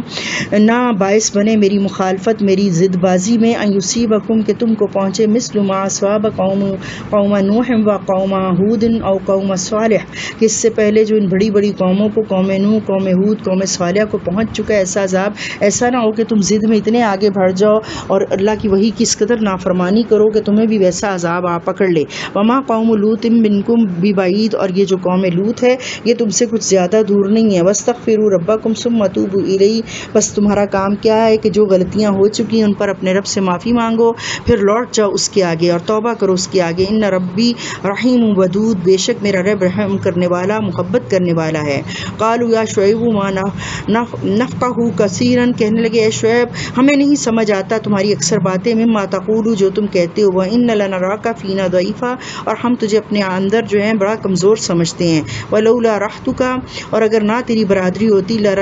لرجمناک، ہم تجھ کو رجم کر دیتے، وما انت علینا بعزیز، اور تجھے ہمارے اوپر کچھ بھی جو تھا پکڑ نہیں تھی، کوئی بھی تجھے زور نہیں تھا۔ قال یا قوم ارہتی اعز علیکم من اللہ، انہوں نے قوم سے کہا کہ اے میری قوم کیا برادری کا ڈر تمہیں اللہ کے بالمقابل زیادہ ہے؟ واتخذتموہ، اور تم نے بنا لیا، پکڑا اسی کو، اس کو، وراءکم، اللہ تعالیٰ کے احکامات کو اپنی ظہریہ اپنی پیٹھوں کے پیچھے چھوڑ دیا، اور آج یہی حال ہمارا ہے کہ ہمیں اپنے رسم و رواج، ہمیں اپنے آباء و اجداد کی تقلید زیادہ پیاری ہے، زیادہ اس کا ڈر ہوتا ہے لوگ کیا کہیں گے، لوگ کیا کہیں گے، اور اللہ تعالیٰ کا کوئی ڈر نہیں ہے جس کو جا کر روبرو اس کے سامنے پیش ہو کر اسے اپنی زندگی کا سارا حساب کتاب دینا ہے۔ ان ربی بما تعملون محیط، بے شک میرا رب جو تم کر رہے ہو اس سے سب کو دیکھنے والا ہے، اس کو گھیرے ہوئے ہے۔ قوم میں حضرت شعیب میں یہ مکالمات تیزی بھی اختیار کر جاتے تھے، غصہ بھی آ جاتا تھا، اس بنا پر حضرت شعیب نے فرمایا کہ میری مخالفت کہیں قبول حق سے تمہیں روک نہ دے۔ قوم لوط کا علاقہ جغرافیائی طور پر مدین سے ملا ہوا تھا، اور ان دونوں قوموں کا درمیانی وقفہ کوئی 600-700 برس کا ہے، لہٰذا سینہ بسینہ منتقل ہونے والے واقعات بآسانی معلوم ہو سکتے تھے۔ جو باتیں تم کہتے ہو کہ تجارتی ہیرا پھیری چھوڑ دیں تو پھر ہمارا کاروبار کیسے چلے گا، یہ بات ہمیں تمہاری سمجھ نہیں آتی۔ یہاں قوم شعیب کا چنگھاڑ سے ہلاک ہونا ذکر کیا گیا ہے، سورہ اعراف میں زلزلے کا ذکر کیا گیا ہے، آگے سورہ شعراء میں عذاب یوم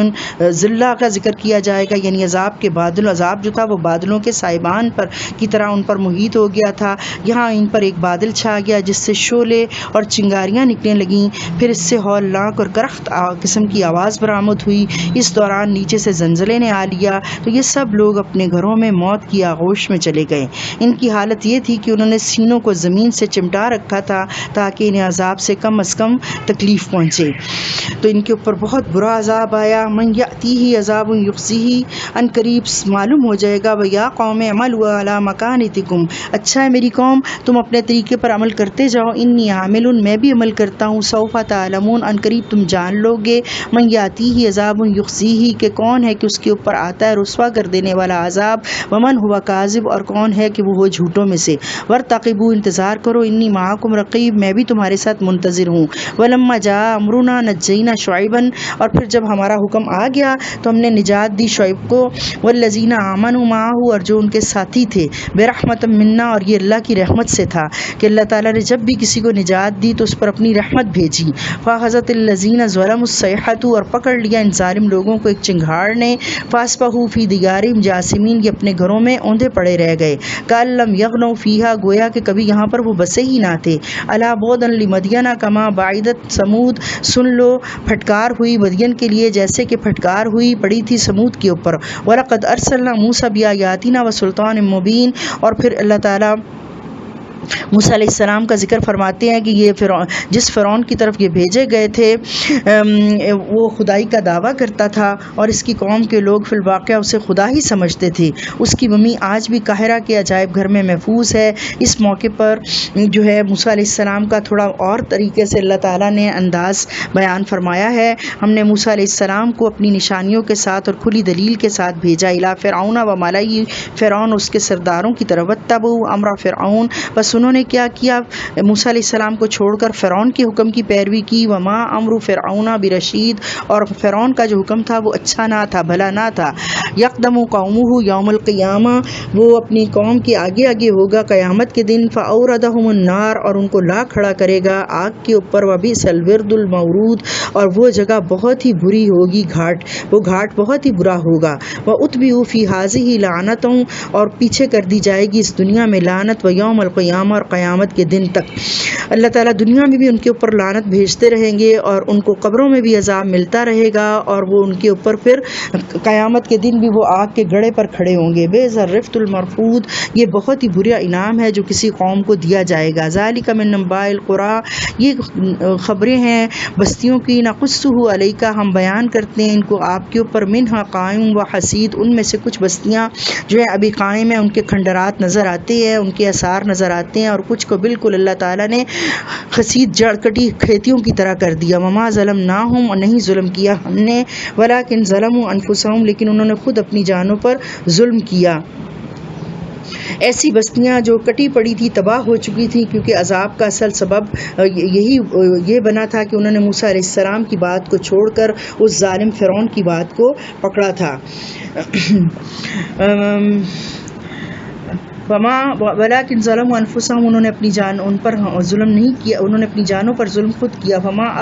اغنت عنہم آلہتہم التی اور نہ کام آئے اس وقت ان کے وہ معبود جن کو وہ یدعون من دون اللہ پکارا کرتے تھے اللہ کو چھوڑ کے. من شیئن کچھ بھی ذرہ برابر بھی ان کے وہ بت ان کے کام نہ آئے. لما شاء امر ربک جب آیا اللہ کا رب اللہ کا حکم آ گیا تمہارے رب کا حکم آ گیا تو ان کے کچھ بھی یہ چیزیں کام نہ آئیں. وما زادوہم غیر تتبیب اور اللہ ان معبودوں نے ان کے لیے ہلاکت میں ہی اضافہ فرمایا. وکذالک اخذ ربک اذا اخذ القری اور تیرا رب اسی طرح پکڑتا ہے جب پکڑتا ہے کسی بستی کو. وہی ظالمۃ اور وہ ظلم کر رہی ہوتی ہے. یعنی جب کسی قوم کو اللہ تعالیٰ مہلت دیتے ہیں بار بار اس کو سنبھلنے کا موقع دیتے ہیں لیکن اگر وہ سنبھلتی نہیں ہے تو پھر اللہ تعالیٰ اس قوم کو اس طرح کے عذاب سے پکڑ لیتے ہیں.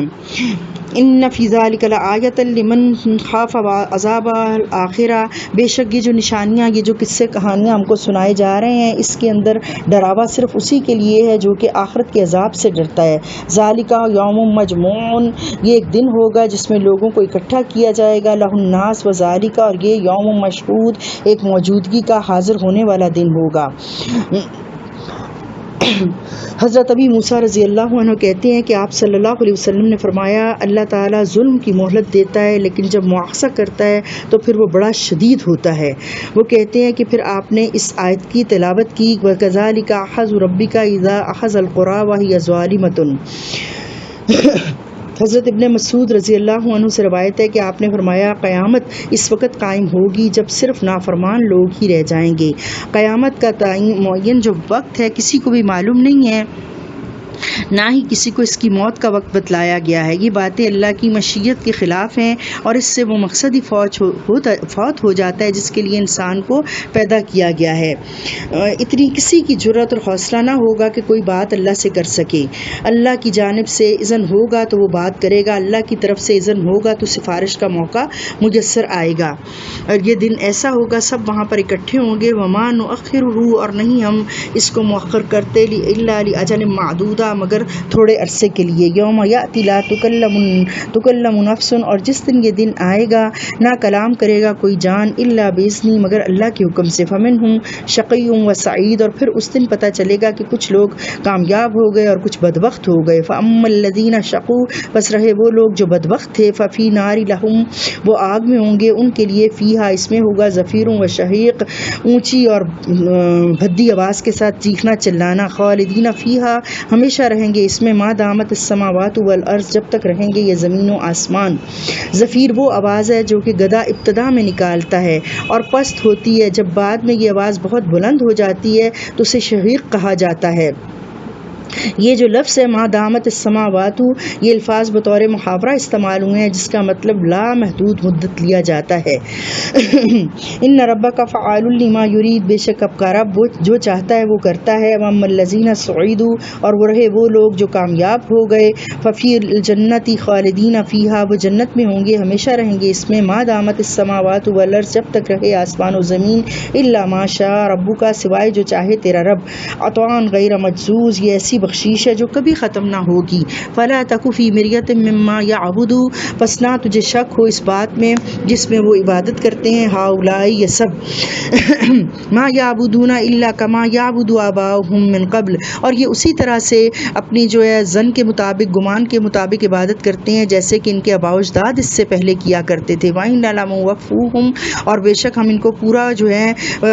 پورا بدلہ دیں گے. نصیبہم، ان کے حصے کا. غیر منقوص، بغیر اس میں کوئی کمی کیے ہوئے. وَلَقَدْ آتَيْنَا مُوسَى الْكِتَابَ، بلا شبہ عطا کی ہم نے موسیٰ علیہ السلام کو ایک کتاب. فاختلف فیہ، بس انہوں نے اس کتاب میں اختلاف کیا. وَلَوْلَا كَلِمَةٌ سَبَقَتْ، اور اگر نہ پہلے سے طے ہوتا یہ کام اللہ تعالیٰ کی طرف سے فیصلہ. لَقُضِیَ بَيْنَهُمْ، تو فیصلہ کر دیا جاتا ان کے درمیان. وَإِنَّهُمْ لَفِي شَكٍّ مِّنْهُ مُرِیب، اور بے شک وہ البتہ کلک میں پڑنے والے شک میں پڑے ہوئے ہیں. وَإِنَّ كُلًّا لَمَّا لَيُوَفِّيَنَّهُمْ، اور یہ بے شک ان سب کو ہم پورا بدلہ دے گا. ربک، تیرا رب. اعمالہم، ان کے اعمال کا. انہ بما یعملون خبیر، اس لیے کہ اللہ تعالیٰ ہی وہ باخبر ہستی ہے جس کو معلوم ہے کہ کس انسان نے، کس بندے نے کیا کام کیا تھا. فاستقم کما امرت ومن تاب معک، اور آپ کو اللہ تعالیٰ کہہ رہے ہیں کہ آپ سیدھے رہیے جیسا کہ آپ کو حکم دیا گیا ہے، اور جو بھی توبہ کر کے تیرے ساتھ ہو جائے. ولا تطغوا، اور نہ تم سرکشی کرنا. انہ بما تعملون بصیر، بے شک اللہ تعالیٰ جو تم عمل کر رہے ہو اس کو دیکھنے والا ہے. نبی صلی اللہ علیہ وسلم کو کہہ کے پوری امت کو کہا جا رہا ہے کہ اپنے آپ کو تیر کی طرح سیدھا رکھو اس دین کی طرف، اس دین کی جانب اپنے آپ کو سیدھا رکھو. اور جو کوئی بھی جب کسی کو اپنی غلطی کا احساس ہو جائے اور وہ اللہ تعالیٰ سے توبہ کر لے تو اللہ تعالیٰ اس کے اوپر بھی کوئی پکڑنا ہوگی. ولا ترکنوا الی الذین ظلموا، اور نہ تم جھکنا ظالم لوگوں کی طرف. فتمسکم النار، پس چھو لے گی تم کو آگ. وما لکم من دون اللہ، اور نہیں ہے تمہارے لیے اللہ کے علاوہ من اولیاء کوئی کارساز. ثم لا تنصرون، پھر تم کیسے بچ پاؤ گے، کس طرح کون تم کو بچائے گا. واقم الصلاۃ طرفی النہار، اور قائم کرو نماز کو دن کے دونوں کناروں پر. وزلفا من اللیل، اور رات کی گھڑیوں میں. ان الحسنات، بے شک نیکیاں یذہبن السیئات، لے جاتی ہیں برائیوں کو. اللہ تعالیٰ نے بار بار فرمایا اپنے نبی کو اور نبی کے ذریعے پوری امت کو، یعنی ان سے دوستی نہ کرو، ان سے مدد حاصل نہ کرو، کہیں تمہیں ان کے اعمال پسند نہ آنے لگ جائیں. یوم کے اطراف سے مراد صبح اور مغرب کی نماز ہے، جبکہ رات سے عشاء کی نماز مراد ہے. صالح اعمال، خاص طور پر نماز جو ہے وہ سیئات کو دفع کر دیتی ہے، دور کر دیتی ہے. یہ آیت 3 مفہوم ادا کرتی ہے اور تینوں ہی درست ہیں. پہلی بات یہ کہ نیکیاں گناہوں کا کفارہ بن جاتی ہیں اور ان گناہوں کی نحوست دور ہو جاتی ہے. اور پھر دوسری بات یہ کہ نیکیاں کرنے سے انسان کی طبیعت میں برائی چھوڑنے کی طاقت پیدا ہو جاتی ہے اور وہ آہستہ آہستہ گناہوں کو چھوڑ دیتا ہے. اور تیسری بات یہ کہ جہاں نیکی ہو وہاں خوشحالی پیدا ہوتی ہے. اللہ تعالیٰ کا ارشاد ہے بلا شبہ نماز جو ہے ان الصلاۃ تنہی عن الفحشاء والمنکر، کہ نماز جو ہے بے حیائی اور برائی سے روکتی ہے. کسی شخص نے ایک انصاری عورت کا بوسہ لیا، پھر اسے ندامت ہوئی اور وہ آپ صلی اللہ علیہ وسلم کے پاس آ کر اپنا گناہ بیان کیا اس نے، اس وقت یہ آیت نازل ہوئی۔ آیت سننے کے بعد اس شخص نے آپ سے پوچھا کہ کیا یہ جو حکم ہے نماز سے صغیرہ گناہوں کا معاف ہو جانا ہے یا خاص میرے لیے؟ آپ صلی اللہ علیہ وسلم نے فرمایا نہیں، بلکہ میری امت سے جو بھی ایسا کرے گا کہ جس سے بھی کوئی خطا ہو جائے گی اور وہ توبہ کی نماز پڑھے گا یا وہ کوئی فرض نماز پڑھے گا تو اس کے پچھلے گناہ معاف ہو جائیں گے، جیسے ایک نماز دوسری نماز کا کفارہ ہے۔ ایک جمعے سے لے کے اگلے جمعے تک درمیان کے جو 7 دن ہوتے ہیں، 6 دن ان کے سارے گناہ صغیرہ مٹ جاتے ہیں، اور رمضان کا کفارہ ہے، عمرے کا کفارہ ہے کہ ایک عمرہ کرنے کے بعد جو دوسرا عمرہ کیا جاتا ہے اس کے درمیان کے تمام گناہ مٹ جاتے ہیں۔ ذالک ذکریٰ للذاکرین، اور یہ نصیحت کس کے لیے ہے؟ یاد دہانی کرنے والوں کے لیے۔ واصبر ان اللہ، صبر کیجئے، بے شک اللہ تعالیٰ لا یضیع اجر المحسنین، نہیں ضائع کرتا اجر نیکی کرنے والوں کا۔ فلولا کان من القرون من قبلکم، اور کیوں نہ ہوئے بستیوں میں آپ سے پہلے ایسے لوگ، اولو بقیت، ایسے جو عقل والے، ینہون، جو روکتے، عن الفساد فی الارض، زمین میں فساد ہونے کو، کہ آپ سے پہلے یہ جو لوگ تھے، علماء کی یہ ذمہ داری تھی کہ وہ لوگوں کو آگاہ کرتے کہ اللہ تعالیٰ کا کیا مقصد ہے، اللہ کیا چاہتے ہیں، تو وہ ان کو ان چیزوں کا سے بتاتے۔ الا قلیلا ممن انجینا منہم، مگر بہت تھوڑے تھے جنہوں نے سبق حاصل کیا اور فساد سے رکے رہے، پھر ہم نے ان کو نجات دے دی۔ واتبع الذین ظلموا، اور پیروی کی ظالم لوگوں نے، ما اترفوا فیہا، جو کہ عیش و عشرت میں ڈوبے ہوئے لوگ کرتے تھے، ان کے پیچھے چلے، وکانوا مجرمین، اور یہ لوگ مجرم بن گئے۔ وما کان ربک لیہلک القری، اور نہیں ہے آپ کا رب کہ وہ ہلاک کر دے بستیوں کو، بظلم، ساتھ ظلم کے، واہلھا مصلحون، اور اس کے رہنے والے جو ہیں وہ نیکوکار ہوں، کہ اللہ تعالیٰ ایسا نہیں کرتا، اللہ کسی پر ظلم کرنے والا نہیں ہے۔ اور حضرت عثمان رضی اللہ عنہ فرماتے ہیں کہ آپ صلی اللہ علیہ وسلم نے فرمایا، کوئی مومن فرض نماز پڑھے جس کے لیے اچھا وضو کیا ہو، خشوع خضوع اور رکوع اچھے طریقے سے ہوں، تو یہ گزشتہ گناہوں کا کفارہ بن جاتی ہے، بشرطے کہ وہ کبیرہ گناہوں سے بچنے والا ہو۔ پہلے اللہ نے نماز کا ذکر کیا اور اس آیت میں صبر کی تلقین کی ہے۔ ایک مومن کے لیے یہ 2 ہتھیار ہوتے ہیں جس سے آڑے وقت میں دونوں سے فائدہ اٹھایا جاتا ہے۔ یہاں اللہ تعالیٰ قوموں کے عروج و زوال پر عذاب کا ضابطہ بیان کر رہے ہیں کہ جو لوگ امر بالمعروف نہی عن المنکر کا فریضہ انجام دیتے ہیں وہی عذاب سے نجات کے مستحق ہوتے ہیں۔ اللہ تعالیٰ ان کو ہی بچاتا ہے کہ جو لوگوں کو نیکی کا حکم دیتے ہیں، برائی سے ان کو روکتے ہیں، اور پھر جو ہے بجائے اس کے کہ وہ لوگ جو مالداروں کا، سرداروں کے، ان کے پیچھے چل کر اپنے اعمال کو برباد کر دیتے ہیں، اللہ کسی بستی کو ہلاک نہیں کرتا۔ وَلَوْ شَاءَ رَبُّكَ، اور اگر چاہتا تیرا رب، لَجَعَلَ النَّاسَ، تو وہ بناتا لوگوں کو امۃ واحدہ، ایک امت، ایک ہی امت سارے لوگ ہوتے، ولا یزالون، اور نہ وہ اختلاف کرتے، لیکن کیا ہوگا، ان پر علم آ بھی جائے گا، وہ پھر بھی ہمیشہ اختلاف کرتے ہی رہیں گے۔ اس سے یہ معلوم ہوتا ہے کہ اختلاف اللہ کی مشیت ہے تو مگر رضا نہیں ہے، اور نہ ہی یہ کسی طرح رحمت ہے، جیسا کہ بعض لوگ یہ باور کراتے ہیں کہ میری امت کا اختلاف رحمت ہے۔ یہ حدیث اختلاف پر مبنی ہے، بالکل موضوع حدیث ہے، اور یہ صرف اپنی تقلید کی عمارت کو سہارا دینے کے لیے ہے۔ اللہ تعالیٰ ہم سب کو ہدایت دے، اللہ تعالیٰ ہمیں سیدھے راستے پر چلائے، ہمیں صحیح راستہ چننے کی توفیق عطا فرمائے۔ الا من رحم ربک، سوائے اس کے کہ تیرا جس کے اوپر اللہ رحم کرے، اللہ ہم پر بھی رحم کرے کہ ہم صحیح راستے کا چناؤ کریں۔ وَلِذَالِكَ خَلَقَهُمْ، اس نے تمہیں اسی لیے پیدا کیا ہے، رحمت کے لیے۔ وَتَمَّتْ كَلِمَةُ رَبِّكَ، اور پوری ہوئی بات تیرے رب کی، لَأَمْلَأَنَّ، کہ میں ضرور بھر دوں گا، جہنم کو، من الجنۃ والناس، جنوں انس سے، اجمعین ساروں سے۔ وَكُلًّا نَقُصُّ عَلَيْكَ مِنْ أَنْبَاءِ الرُّسُلِ، اور ساروں کی ہم نے بیان کی خبریں رسولوں کی، مَا نُثَبِّتُ بِهِ فُؤَادَكَ، اور یہ اس لیے بیان کی آپ کو یہ کہانیاں اس لیے سنائی ہیں تاکہ مضبوط ہو اس کے ذریعے آپ کا دل و دماغ۔ وَجَاءَكَ فِي هَٰذِهِ الْحَقُّ، اور آیا ہے تیرے پاس حق، وَمَوْعِظَةٌ، اور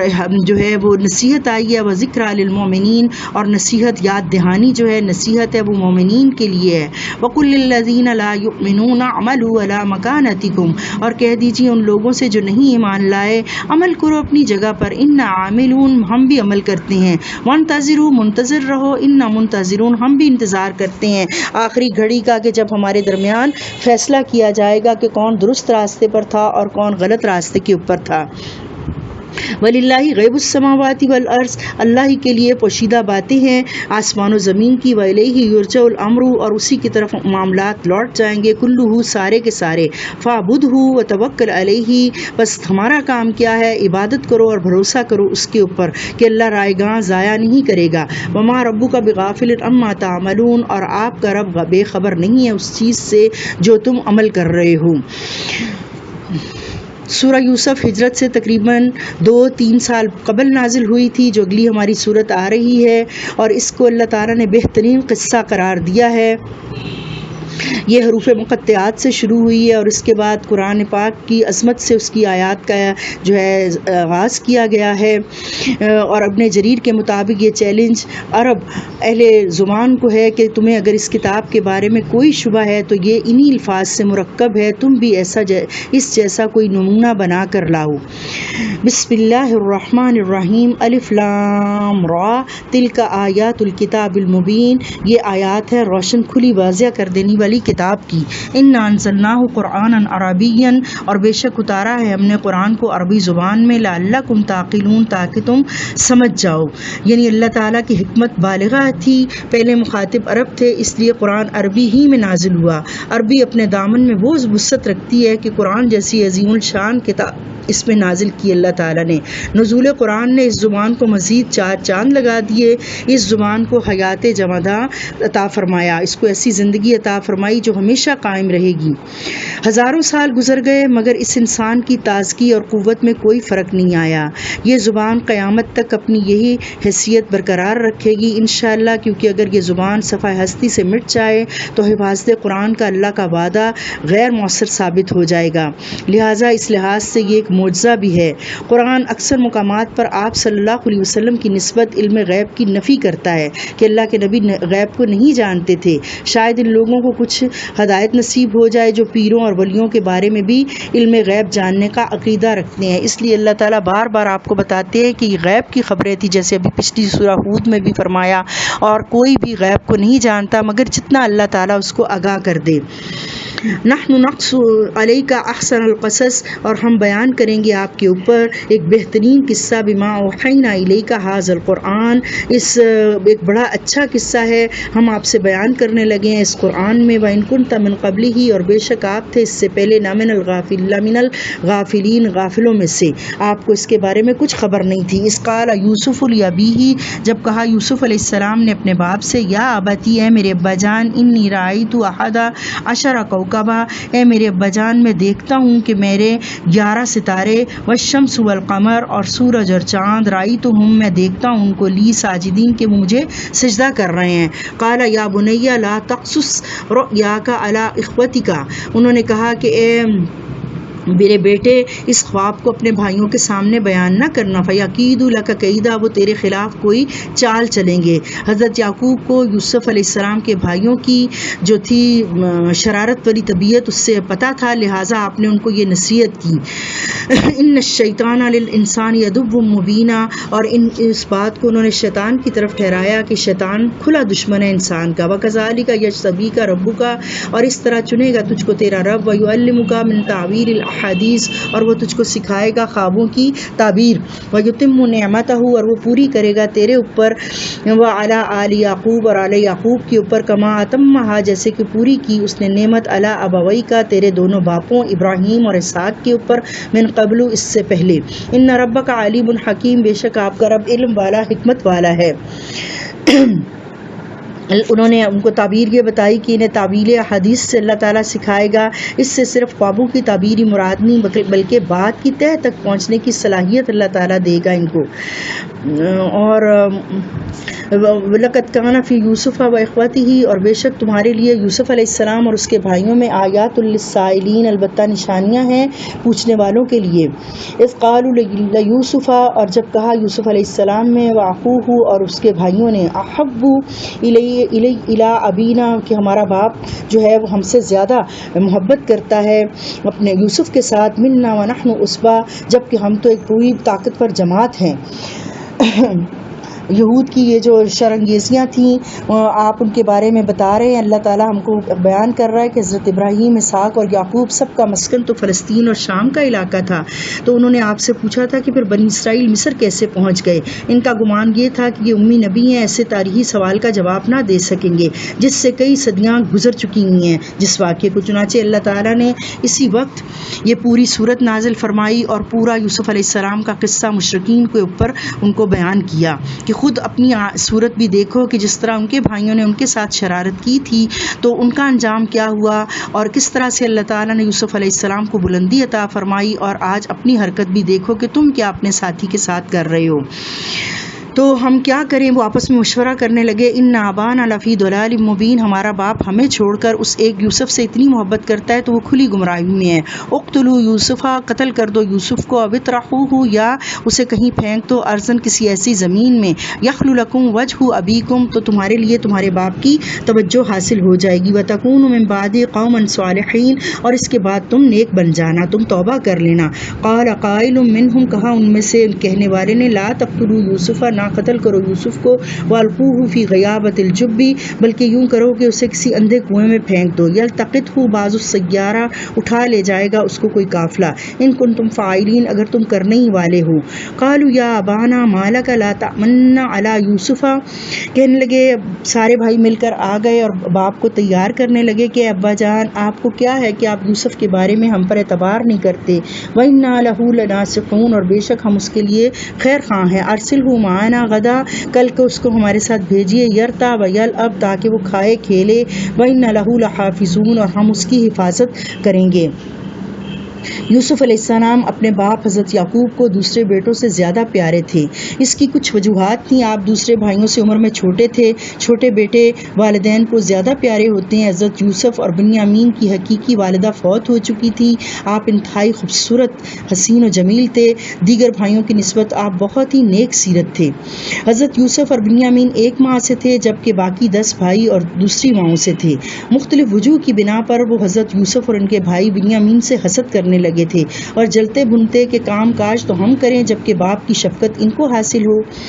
تو یہ وہ شیطانی چالیں ہیں جو ہر دور میں شیطان بنی نوع انسان کو سکھاتا رہتا ہے. ارسلہ معنا، انہوں نے ان سے مطالبہ کیا بھیجو اس کو ہمارے ساتھ، غدن، کل کو، یرتا، یہ کھیلے، ویلعب، یہ کھائے، ویلعب، اور کھپیے، وَإِنَّ لَهُ لَحَافِظُونَ، اور بے شک ہم اس کی حفاظت کریں گے. قال انی لَيَحْزُنُنِی، انہوں نے کہا کہ مجھے غمگین کرتی ہے یہ بات، ان تذهبوا، کہ تم لے جاؤ بھی اس کو ساتھ، واخافوا، اور مجھے یہ ڈر لگتا ہے، یأکلہ الذئب، کہ کھا جائے اس کو بھیڑیا، وانتم عنہ غافلون، اور تم اس سے بے خبر ہو.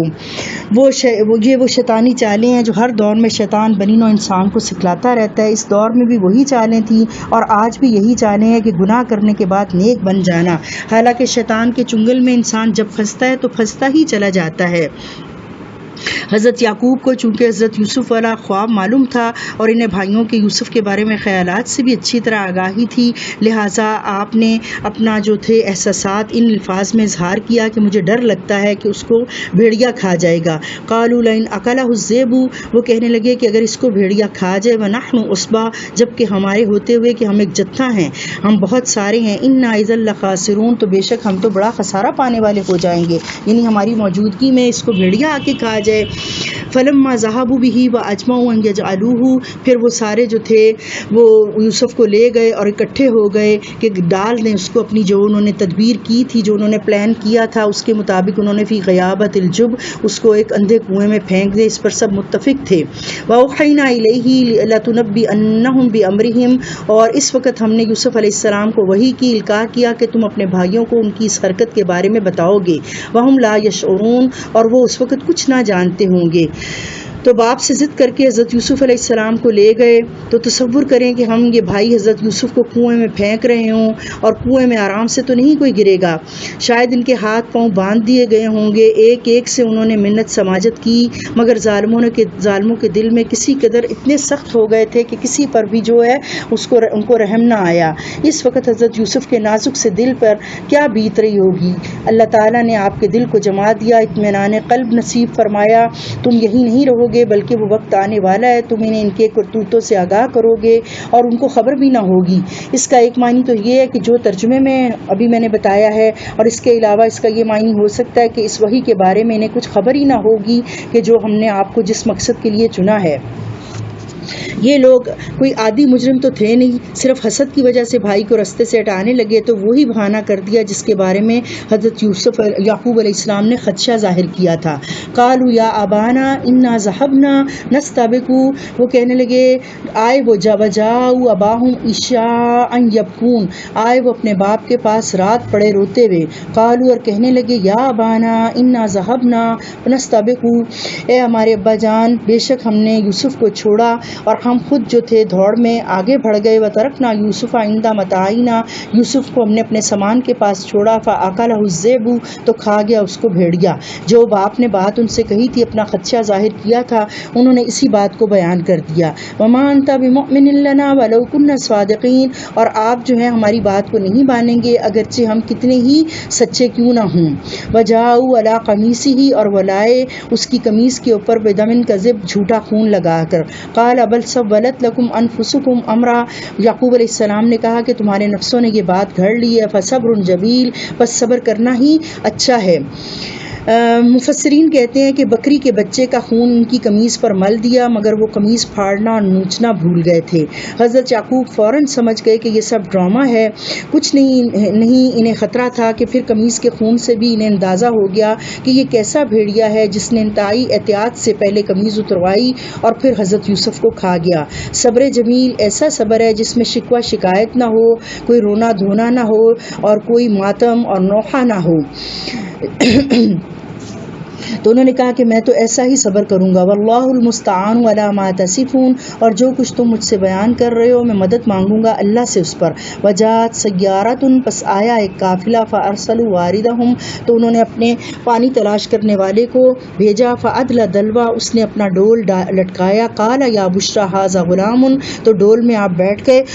تو اس نے کہا کہ اے بڑی ہی خوشخبری ہے کہ یہ تو ایک لڑکا نکل آیا۔ واسرہ بضاعہ، اور اس نے اس کو بکاؤ مال سمجھ کر چھپا لیا۔ واللہ علیم بما یعملون، جلدی سے اس لیے چھپا لیا کہ کہیں اس کے جو گھر والے ہیں ارد گرد نہ ہوں اور وہ اس کو مجھ سے حاصل نہ کر لیں۔ وشروہ بثمن، اور بیچ ڈالا اس کو ایسی قیمت میں، بخس جو بہت ناقص تھی، دراہم معدودہ، چند گنتی کے جو درم تھے ان کے عوض۔ وکانوا فیہ من الزاہدین، اور اس کے بارے میں ان کو یعنی یوسف کے بارے میں انہیں کوئی دلچسپی نہ تھی، کوئی فکر نہ تھا۔ جب پانی نکالنے والے نے ڈول پھینکا تو یوسف علیہ السلام اس میں بیٹھ گئے اور رسی کو مضبوطی سے پکڑ لیا۔ جب خوبصورت بچے کو دیکھا تو وہ جو ڈول پانی نکالنے والا سقا تھا وہ خوش ہو گیا، کیونکہ اس زمانے میں بردہ فروشی کا عام رواج تھا، اور بضاعہ کہتے ہیں مال تجارت کو۔ قافلے والوں نے اس واقعے کو مشہور کرنا مناسب نہ سمجھا تاکہ اس کا کوئی دعوے دار نہ کھڑا ہو جائے۔ اور اس کے بعد وقال الذی اشتراہ من مصر لامرأته اکرمی، اور وہ شخص جس نے اس کو مصر میں خریدا تھا اس نے اس کو گھر لا کر اپنی بیوی سے کہا اکرمی مثواہ، اس کو عزت کے ساتھ رکھو، عسیٰ ان ینفعنا، ہو سکتا ہے کہ ہم کو فائدہ دے، اور نتخذہ ولدا، یا ہم اس کو بیٹا بنا لیں۔ وکذالک مکننا لیوسف فی الارض، اس طرح ہم نے یوسف علیہ السلام کے لیے اس کے قدم جمائے زمین میں، ولنعلمہ، اور تاکہ ہم سکھائیں اس کو من تعویل الاحادیث، باتوں کی حقیقت۔ جس شخص نے حضرت یوسف علیہ السلام کو خریدا اور مصر کے کسی اعلیٰ عہدے پر وہ فائز تھا، حضرت ابن عباس رضی اللہ عنہ فرماتے ہیں کہ وہ شاہی خزانوں کا محافظ تھا۔ قرآن نے اسے عزیز مصر کہا ہے۔ یہی لقب بعد میں حضرت یوسف علیہ السلام کے لیے بھی استعمال ہوا۔ یہ شخص بے اولاد تھا، حضرت یوسف کو دیکھتے ہی سمجھ گیا کہ یہ کوئی غلام نہیں ہے بلکہ کسی انتہائی معزز گھرانے کا فرد ہے جسے گردش زمانہ یہاں لے آئی ہے۔ چنانچہ اس نے اپنی بیوی کو کہا کہ اسے انتہائی عزت اور وقار سے اس کے ساتھ پیش آنا ممکن ہے کہ ہم اسے اپنا بیٹا بنا لیں۔ اس طرح اللہ تعالیٰ نے حضرت یوسف کے لیے امور سلطنت کی تربیت کا بھی انتظام کر دیا جو کہ کنعان میں رہتے ہوئے ممکن نہ تھی۔ اللہ تعالیٰ ولما بلغ اشدہ آتیناہ حکما و علما، اور پھر جب یوسف علیہ السلام اپنی جوانی کو پہنچے تو ہم نے عطا کی ان کو حکمت اور علم۔ وکذالک نجزی المحسنین، اور اسی طرح ہم بدلہ دیتے ہیں نیکی کرنے والوں کو۔ وراودته التی التی ہوا فی بیتہا، بس اس عورت نے جس کے گھر میں وہ رہتے تھے ان کو ورگلانا چاہا، نفسی ہی ان کے نفس سے، وغلقت الابواب اور بند کر دیے دروازے، وقالت ہیت لک اور کہنے لگی کہ میری طرف آؤ، قال معاذ اللہ انہوں نے کہا کہ میں اللہ کی پناہ پکڑتا ہوں، انہ ربی احسن مثواک بے شک میرے رب نے مجھ کو بڑی اچھی منزلت بخشی، بڑا اچھا میرے لیے رہنے کا کھانے پینے کا میرا جو ہے ٹھکانہ دیا، انہ لا یفلح الظالمون اور بے شک ظالم لوگ فلاح نہیں پاتے، ولقد حمت بھی اس عورت نے یوسف علیہ السلام کی طرف قصد کیا، وہم بہا اور وہ بھی قصد کر لیتے، لو ان ارآ برہان ربی ہی اگر وہ نہ دیکھ لیتے اپنے رب کی برہان۔ عزیز مصر کے گھر رہتے ہوئے آپ کو اس وقت کے متمدن ترین ملک کے انتظامات کی تربیت حاصل ہوئی، وہیں یہ آپ کے لیے آزمائش کا زمانہ بھی بن گیا۔ آپ لگ بھگ 3 سال عزیز مصر کے گھر میں رہے، خوبصورت اور حسین و جمیل تھے، آپ کی عمر لگ بھگ 20 سال تھی، اور عزیز مصر کی بیوی زلیخا بے اولاد جوان تھی اور آپ کے عشق میں گرفتار ہو گئی۔ معاشرہ بھی آزادانہ اختلاط کا تھا، لہٰذا زلیخا کی یہ جو جنسی خواہش تھی شدت پکڑ گئی۔ اللہ تعالیٰ کی وہ برہان کیا تھی؟ جوانی کے اس دور میں لالچ اور خوف کے دائی کی موجودگی میں اس دعوت کو ٹھکرانے کی جس پر آپ نے ہمت کی۔ حضرت عبداللہ بن عمر کہتے ہیں کہ آپ صلی اللہ علیہ وسلم نے فرمایا، حضرت یوسف عزت دار کے بیٹے، عزت دار کے پوتے اور عزت دار کے پڑپوتے تھے جو یعقوب کے بیٹے تھے، وہ اسحاق کے پوتے اور ابراہیم کے پڑپوتے تھے جو کہ سب کے سب نبی تھے۔ حضرت یوسف علیہ السلام نے جو یہ وقت آیا تو اس وقت کہا کہ ان کو بتا دیا کہ میں اپنے رب کے ساتھ خیانت نہیں کروں گا۔ تو جب انہوں نے اپنے رب کا خوف اپنے دل میں محسوس کیا، کذالک لنصرف عنہ السوء تو اس طرح پھیر دیا ہم نے ان سے برائی کو، والفحشاء اور بے حیائی کو، انہ من عبادنا المخلصین بے شک وہ ہمارے چنے ہوئے لوگوں میں سے تھا۔ اور جو شخص ڈرنا چاہتا ہے، بچنا چاہتا ہے، اللہ تعالیٰ اس کے لیے بچاؤ کا کوئی نہ کوئی ذریعہ ضرور بنا دیتے ہیں۔ واستبق الباب وہ دوڑے دروازے کی طرف، وقدت قمیصہ اور پھٹ گئی ان کی قمیص من دبر پیٹھ کے پیچھے سے، والف یا سیدہا اور پایا وہاں پر خامد کو لدل باب دروازے کے پاس کھڑا ہوا، کہ وہ جو اتنے دروازوں کو تالے لگے تھے، کہیں کہتے ہیں کہ 7 دروازے تھے، سارے کے سارے دروازے اللہ تعالیٰ کی قدرت کے ساتھ کھلتے چلے گئے، اور جب آخری دروازے کے پاس آئے تو وہاں پر اس کا شوہر کھڑا تھا۔ قالت ما جزاء من اراد باہلک کہنے لگی کیا سزا ہوگی اس کی جو کہ ارادہ کرے تیری گھر والی کے ساتھ برائی کا، الا ان یسجن او عذاب علیم یا تو اس کو قید کر دو یا پھر اس کو المناک سزا دو، دردناک سزا دو۔ قال ہی راودتنی عن نفسی یوسف علیہ السلام نے بھی بولنا چاہا، کہا اسی نے مجھے میرے نفس سے ورغلایا، وشہد شاہد من اخریہا اور گواہی دی ایک گواہی دینے والے نے ان کے گھر میں سے، ان کان قمیصہ قد من قبل کہ اگر دیکھو اس طرح سے انصاف کرتے ہیں کہ اگر اس کی قمیض آگے سے پھٹی ہوئی ہے، وصدقت تو عورت سچی ہوگی، وہو من الکاذبین اور مرد جو ہے یوسف جھوٹوں میں سے ہوگا، وان کان قمیصہ قد من دبر اور اگر یوسف علیہ السلام کی قمیض پیچھے سے پھٹی ہوگی، فکذبت وہو من الصادقین تو وہ عورت جھوٹی ہے اور آپ جو ہیں وہ سچوں میں سے ہیں۔ فلما رأى قمیصہ پھر جب دیکھا کہ ان کی قمیض قد من دبر پیٹھ سے پھٹی ہوئی تھی، قال انہ من کیدکن تو کہنے لگا کہ یہ تو ان عورتوں کا ایک چال ہے، ان کیدکن عظیم اور بے شک عورتوں کی چال جو ہے ان کے چلتر ہے بڑے ہی خطرناک۔ یوسف عارض عن ھذا اے یوسف اس بات سے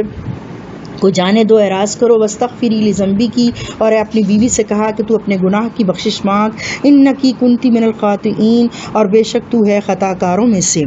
یوسف علیہ السلام باہر کو بھاگے، عزیز مصر کی بیوی نے انہیں روکنا چاہا، اپنی اسی جدوجہد میں حضرت یوسف علیہ السلام کی قمیض پیچھے سے پکڑ لی جس سے وہ پھٹ گئی۔ دروازہ کھلتے ہی جب عزیز مصر نظر آیا تو سارا الزام حضرت یوسف کے سر تھوپ دیا تاکہ خود کو بے گناہ ثابت کر دے، اور اس نے اپنی اس ذلت کا بدلہ لینے کے لیے یوسف علیہ السلام کو عزیز مصر سے سزا دلوانے کا کہا اور کہا جلد از جلد اس کو سزا دی جائے۔ موقع کا عینی گواہ تو کوئی نہ تھا، یہ شہادت جو تھی قرینے کی شہادت کہلاتی ہے، جسے اگر کسی کے منہ سے شراب کی بو آ رہی ہو تو گواہی دی جائے گی کہ اس نے شراب پی ہے، حالانکہ کسی نے شراب پیتے اس کو دیکھا نہ ہوگا۔ ایسی شہادت ہر قانون میں معتبر ہوتی ہے، اور شہادت یہی تھی کہ اگر قمیض پیچھے سے پھٹی ہو تو اس کا مطلب ہے کہ یہی ہوا ہوگا کہ حضرت یوسف جو ہیں انہوں نے اپنی جان بچا کر بھاگ رہے ہیں، اور عزیز مصر کی بیوی کے روکنے کی کوشش میں قمیص پیچھے سے پھٹ گئی. یعنی اگر ایسا ہو تو ثابت ہو جائے گا کہ حضرت یوسف علیہ السلام سچے ہیں. یہ عزیز مصر کا قول ہے جو کہ اس نے اپنی بیوی کے کرتوت دیکھنے پر کہا. یہ نہ اللہ کا قول ہے اور نہ ہی ہر عورت کے متعلق یہ بات درست ہے کہ عورتوں کا مکر بڑا تیز ہوتا ہے، بڑا ہی عظیم ہوتا ہے.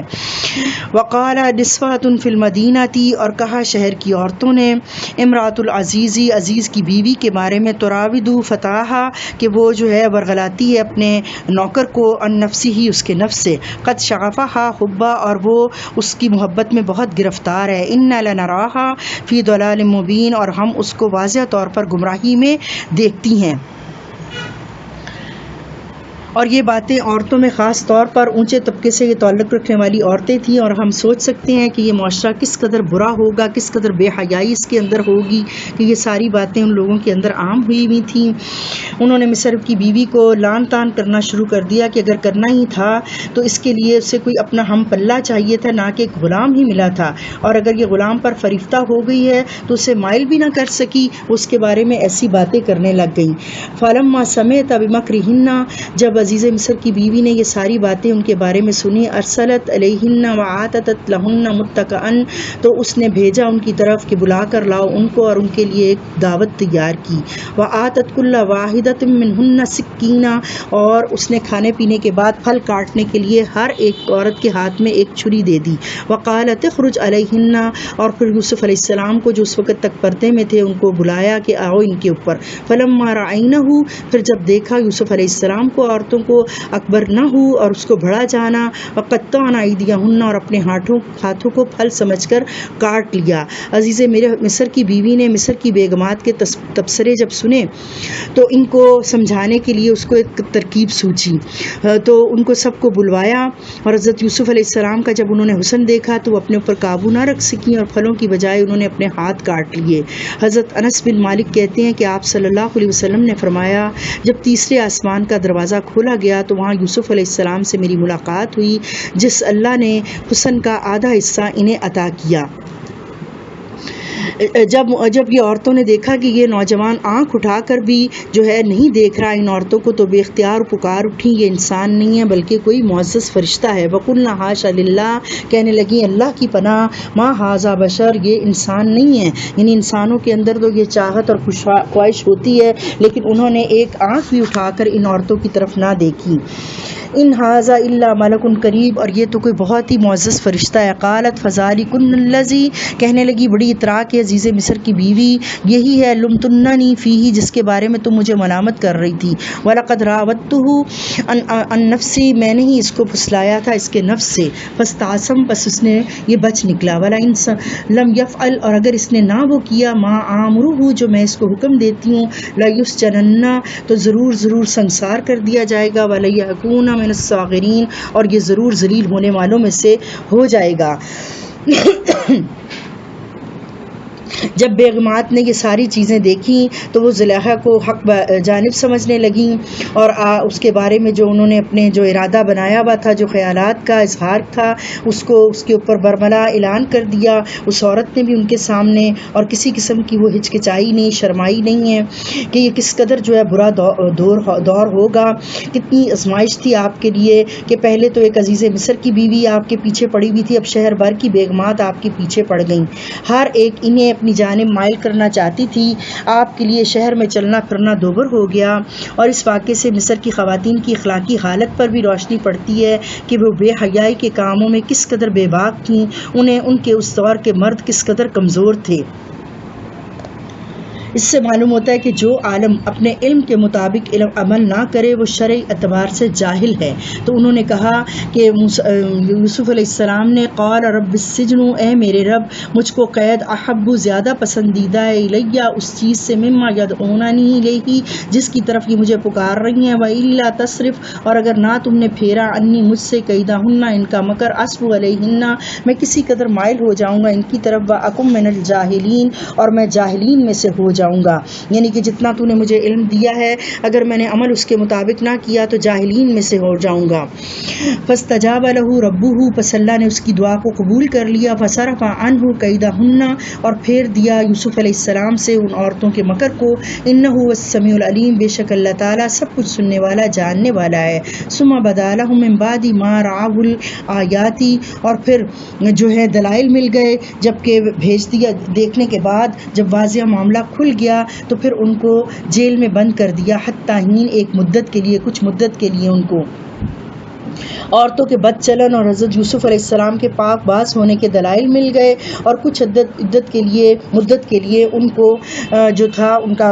یہ جو گناہ تھا اس پر ان کو کہا گیا، حالانکہ انہوں نے گناہ نہیں کیا تھا، لیکن ان کو سمجھ نہیں آ رہی تھی کہ سزا کس بنیاد پر دیں اور کتنی مدت کی دیں، تو انہوں نے کچھ عرصے کے لیے ان کو قید میں ڈال دیا۔ ودخل معه السجن فتیان، اور ان کے ساتھ داخل ہوئے دو قیدی۔ قال احدهما، ان میں سے ایک کہنے لگا، انی ارانی، میں دیکھتا ہوں، عاصر خمرہ، کہ میں خواب میں دیکھتا ہوں کہ میں نے شراب نچوڑ رہا ہوں۔ وقال الاخر، اور دوسرے نے کہا، انی ارانی، میں دیکھتا ہوں خواب، احمل فوق رأسی، کہ میں اپنے سر کے اوپر جو ہے خبزن، روٹیاں اٹھائے ہوئے ہوں، تأکلہ الطیر، کھا رہے ہیں اس کو پرندے، منہ، اس میں سے۔ نبئنا بتاویلی، خبر دیجئے ہمیں ان کی حقیقت کی۔ انا نراک من المحسنین، ہم آپ کو محسنین یعنی نیک آدمی سمجھتے ہیں۔ دونوں قیدیوں میں سے ایک بادشاہ کا نان بھائی تھا، جبکہ دوسرا شراب پلانے پر مامور تھا، وہ کام کرتا تھا، اور جو ہے انہیں اطمینان دلایا کہ یہ کام تمہارا کھانا آنے سے پہلے میں کر دوں گا۔ یوسف علیہ السلام نے کہا، قال لا یاتیکما، نہیں آئے گا تمہارے دونوں کے پاس طعام، کھانا، ترزقانی ہی، جس کو تم روز کھاتے ہو، الا نبأتکما، مگر میں خبر دوں گا تم دونوں کو، بتأویلی ہی، اس خواب کی حقیقت بتا دوں گا، قبل ان یاتیکما، قبل اس کے کہ تمہارے پاس کھانا آئے، ذالکما مما علمنی، اور یہ ایسا علم ہے جو مجھے سکھایا ہے ربی، میرے رب نے، انی ترکتو، میں چھوڑ آیا ہوں، ملت قومی لا یؤمنون باللہ، میں ان لوگوں کا دین چھوڑ دیا ہے جو اللہ پر ایمان نہیں لاتے، وہم بالآخرۃ، اور وہ آخرت کے اوپر ہم کافرون، انکاری کرنے والے ہیں، واتبعت ملت آبائی، اور میں نے اپنے آباء و اجداد جو ابراہیم، اسحاق اور یعقوب ہیں، میں نے ان کے دین کو اختیار کر لیا ہے، ما کان لنا ان نشرک باللہ من شیء، اور نہیں ہے ہمارے واسطے کہ ہم شرک کریں اللہ کے ساتھ ہم کسی چیز کو بھی شریک ٹھہرائیں۔ اللہ کا فضل ہم پر اور یہ سب لوگوں پر یہ ہے کہ اللہ تعالیٰ نے اپنے اور بندوں کے درمیان کوئی شریک مقرر نہیں کیا، ایک اللہ ہی ہماری تمام ضروریات کی کفایت کرنے والا ہے۔ اللہ کی وحدانیت اور نظام میں فطرت کو سمجھانے کا یہ بہترین انداز ہے، خاص طور پر یہ لوگ جو ملازمت پیشہ ہوتے ہیں، انہیں اس دلیل سے اللہ کی وحدانیت جلدی سمجھ آ جاتی ہے۔ یوسف علیہ السلام کے جیل کے دونوں ساتھی بادشاہ کے غلام تھے۔ ذالک من فضل اللہ علینا، یہ اللہ کا فضل ہے ہم پر، وعلی الناس، اور لوگوں کے اوپر اللہ کا یہ بہت بڑا فضل ہے جو اللہ تعالیٰ نے توحید سکھائی، ولکن اکثر الناس لا یشکرون، اور اکثریت انسانوں کی شکر کرنے والی نہیں۔ یا صاحب السجن، انہوں نے کہا، اے میرے جیل کے ساتھیو، ارباب متفرقون، کیا بہت سارے رب جدا جدا، خیر ام اللہ الواحد القہار، وہ بہتر ہے یا ایک اللہ واحد قہار، کیونکہ یہ خود ملازم تھے تو ان کو یہ بات زیادہ اچھی طرح سمجھ آ سکتی تھی کہ ایک مالک کا نوکر ہونا یا بہت سارے مالکوں کے نوکر ہونا، ان دونوں میں سے کون سی بات زیادہ بہتر ہے۔ ما تعبدون من دونہ، نہیں تم عبادت کرتے مگر اللہ کو چھوڑ کے، الا اسمان، مگر کچھ ناموں کی، سمیتموہا، جو رکھ لیے ہیں، جن کو رکھ لیا ہے، انتم، تم نے، و آباؤکم، اور تمہارے آباء و اجداد نے، ما انزل اللہ بہا من سلطان، جس کی اللہ تعالیٰ نے کوئی دلیل نازل نہیں کی ہے۔ ان کی اصلیت اس کے سوا کچھ نہیں کہ کسی ایک آدمی نے ایسے مشرکانہ عقائد گھڑ کر کسی معبود یا آستانے کے نام پر منسوب کر دیے ہیں، پھر یہی تھا، یہ نسل بعد نسل ان کی اولادوں میں منتقل ہوتا چلا گیا۔ یہ شرک اور بزرگوں کی اندھی تقلید نے انہیں ایسے عقائد کو مذہبی جامہ پہنا دیا۔ کسی نے یہ تحقیق کی زحمت گوارا نہیں کی کہ الہامی کتابوں میں ان کی کچھ دلیل ہے بھی یا نہیں، کہ اللہ تعالیٰ نے اس کے بارے میں کچھ کہا بھی ہے کہ نہیں۔ اور اس کا دوسرا مفہوم یہ ہے کہ جو مختلف نام تم خود ہی تجویز کر لیتے ہو، جیسے آج کے گمراہوں نے بھی تجویز کیے ہیں، مطلب داتا، گنج بخش، خواجہ، غریب نواز وغیرہ، کیا ان کے ناموں کی کوئی دلیل قرآن و سنت سے ملتی ہے؟ ان کی اللہ نے کوئی سند نازل نہیں کی. ان الحکم الا للہ، یہ فیصلہ تو صرف اللہ تعالیٰ ہی کا ہوگا. امر اللہ تعبدوا الا اياه، جس نے یہ حکم دے دیا ہے کہ صرف اللہ ہی کی عبادت کرو. ذالک الدین القیم، اور یہ ایک اللہ کی عبادت کرنا مضبوط دین ہے. ولکن اکثر الناس لا يعلمون، اور اکثریت لوگوں کی نہیں جانتی. یا صاحب السجن، اے میرے جیل کے ساتھیو، اما احدکما، تم میں سے ایک، فیسقی ربہ خمرا، اپنے اس کو رہائی مل جائے گی اور وہ اپنے مالک کو شراب پلائے گا. واما الاخر، اور جو دوسرا ہے، ویسلب، وہ سولی چڑھ جائے گا. وتأکل الطیر، اور کھائیں گے پرندے، من رأسہ، اس کے سر میں سے. قضی الامر الذی فیہ تستفتیان، اور فیصلہ کر دیا گیا ہے اس بات کا جو تم نے پوچھا ہے. وقال الذی ظن انہ ناج منہما، اور یوسف علیہ السلام نے اس شخص سے کہا جس کے بارے میں ان کو گمان تھا، یقین نہیں کہا، گمان تھا کہ اس کو نجات مل جائے گی. منہما مذکرونی، کہ تم ذکر کرنا میرا، عند ربک، اپنے مالک کے پاس. یعنی کہ اتنے عرصہ گزر گیا ہے اور یہ جو ہے میرے بارے میں کوئی فیصلہ نہیں ہو رہا، تو میرا اپنے مالک کے پاس ذکر کرنا. فانساہ الشیطان ذکر ربہ، تو اس رہائی پانے والے کو بلا دیا شیطان نے اپنے مالک کے پاس یوسف علیہ السلام کا ذکر کرنا. فلبث فی السجن بضع سنین، اور وہ ٹھہرے رہے جیل میں تقریباً 9 سال. یہ بضع کہتے ہیں 3 سے لے کر 9 تک کا کوئی بھی عدد. اور مفسرین نے زیادہ تر آپ کی جو قید مدت ہے وہ 7 سال یا 9 سال بیان کی ہے. وقال الملک، اور کہا اس وقت کے بادشاہ نے، انی ارا سبع بقرات، کہ میں نے دیکھا ہے 7 گائے، سمعان، موٹی تازی ہیں، یاکلہن، کھا رہی ہیں ان کو، سبع نجاف، 7 دبلی پتلی گائیں، وسبع سنبلات، اور 7 بالیاں ہیں، خضر، ہری بھری، واخر یابسات، اور باقی 7 بالیاں سوکھی ہوئی ہیں. یا ایھا الملأ، اے میرے سردارو، افتونی فی رؤیایا، بلاؤ میرے پاس میرے خواب کی تعبیر، ان کنتم، اگر ہو تم، لرؤیا تعبرون، خوابوں کی تعبیر جاننے والے. بادشاہ اس خواب سے کافی پریشان ہوا. ملک بھر کے دانشور اور تدبیر بتلانے والے اکٹھے کیے گئے، اور انہیں جب خواب بتایا گیا اور ان کو تعبیر پوچھی گئی تو انہوں نے کہا کہ ہمیں نہیں معلوم. اور اس بادشاہ کا نام الریان بن ولید بیان کیا جاتا ہے. نام سے یہی معلوم ہوتا ہے کہ یہ عربی نام ہے. وہ چرواہے بادشاہ کے خاندان سے تعلق رکھتا تھا. یہ لوگ عربی النسل تھے. فلسطین اور شام سے 2000 سال قبل مسیح مصر جا کر حکومت پر قابض ہو گئے تھے. تفسیروں میں عموماً انہیں عمالق کے نام سے یاد کیا جاتا ہے. تو بادشاہ نے حضرت یوسف علیہ السلام کی اس بات پر وزیرائی کی کہ ان کو یہ خوابوں کی تعبیر آتی ہے. قالوا اضغاث احلام، ان کے جو دانشور اور جو تعبیر بتانے والے اکٹھے ہوئے تھے وہ کہنے لگے یہ پریشان کن خواب ہیں. وما نحن بتاویل الاحلام بعالمین، اور ہم ایسے پریشان کن خوابوں کی تعبیر نہیں جانتے.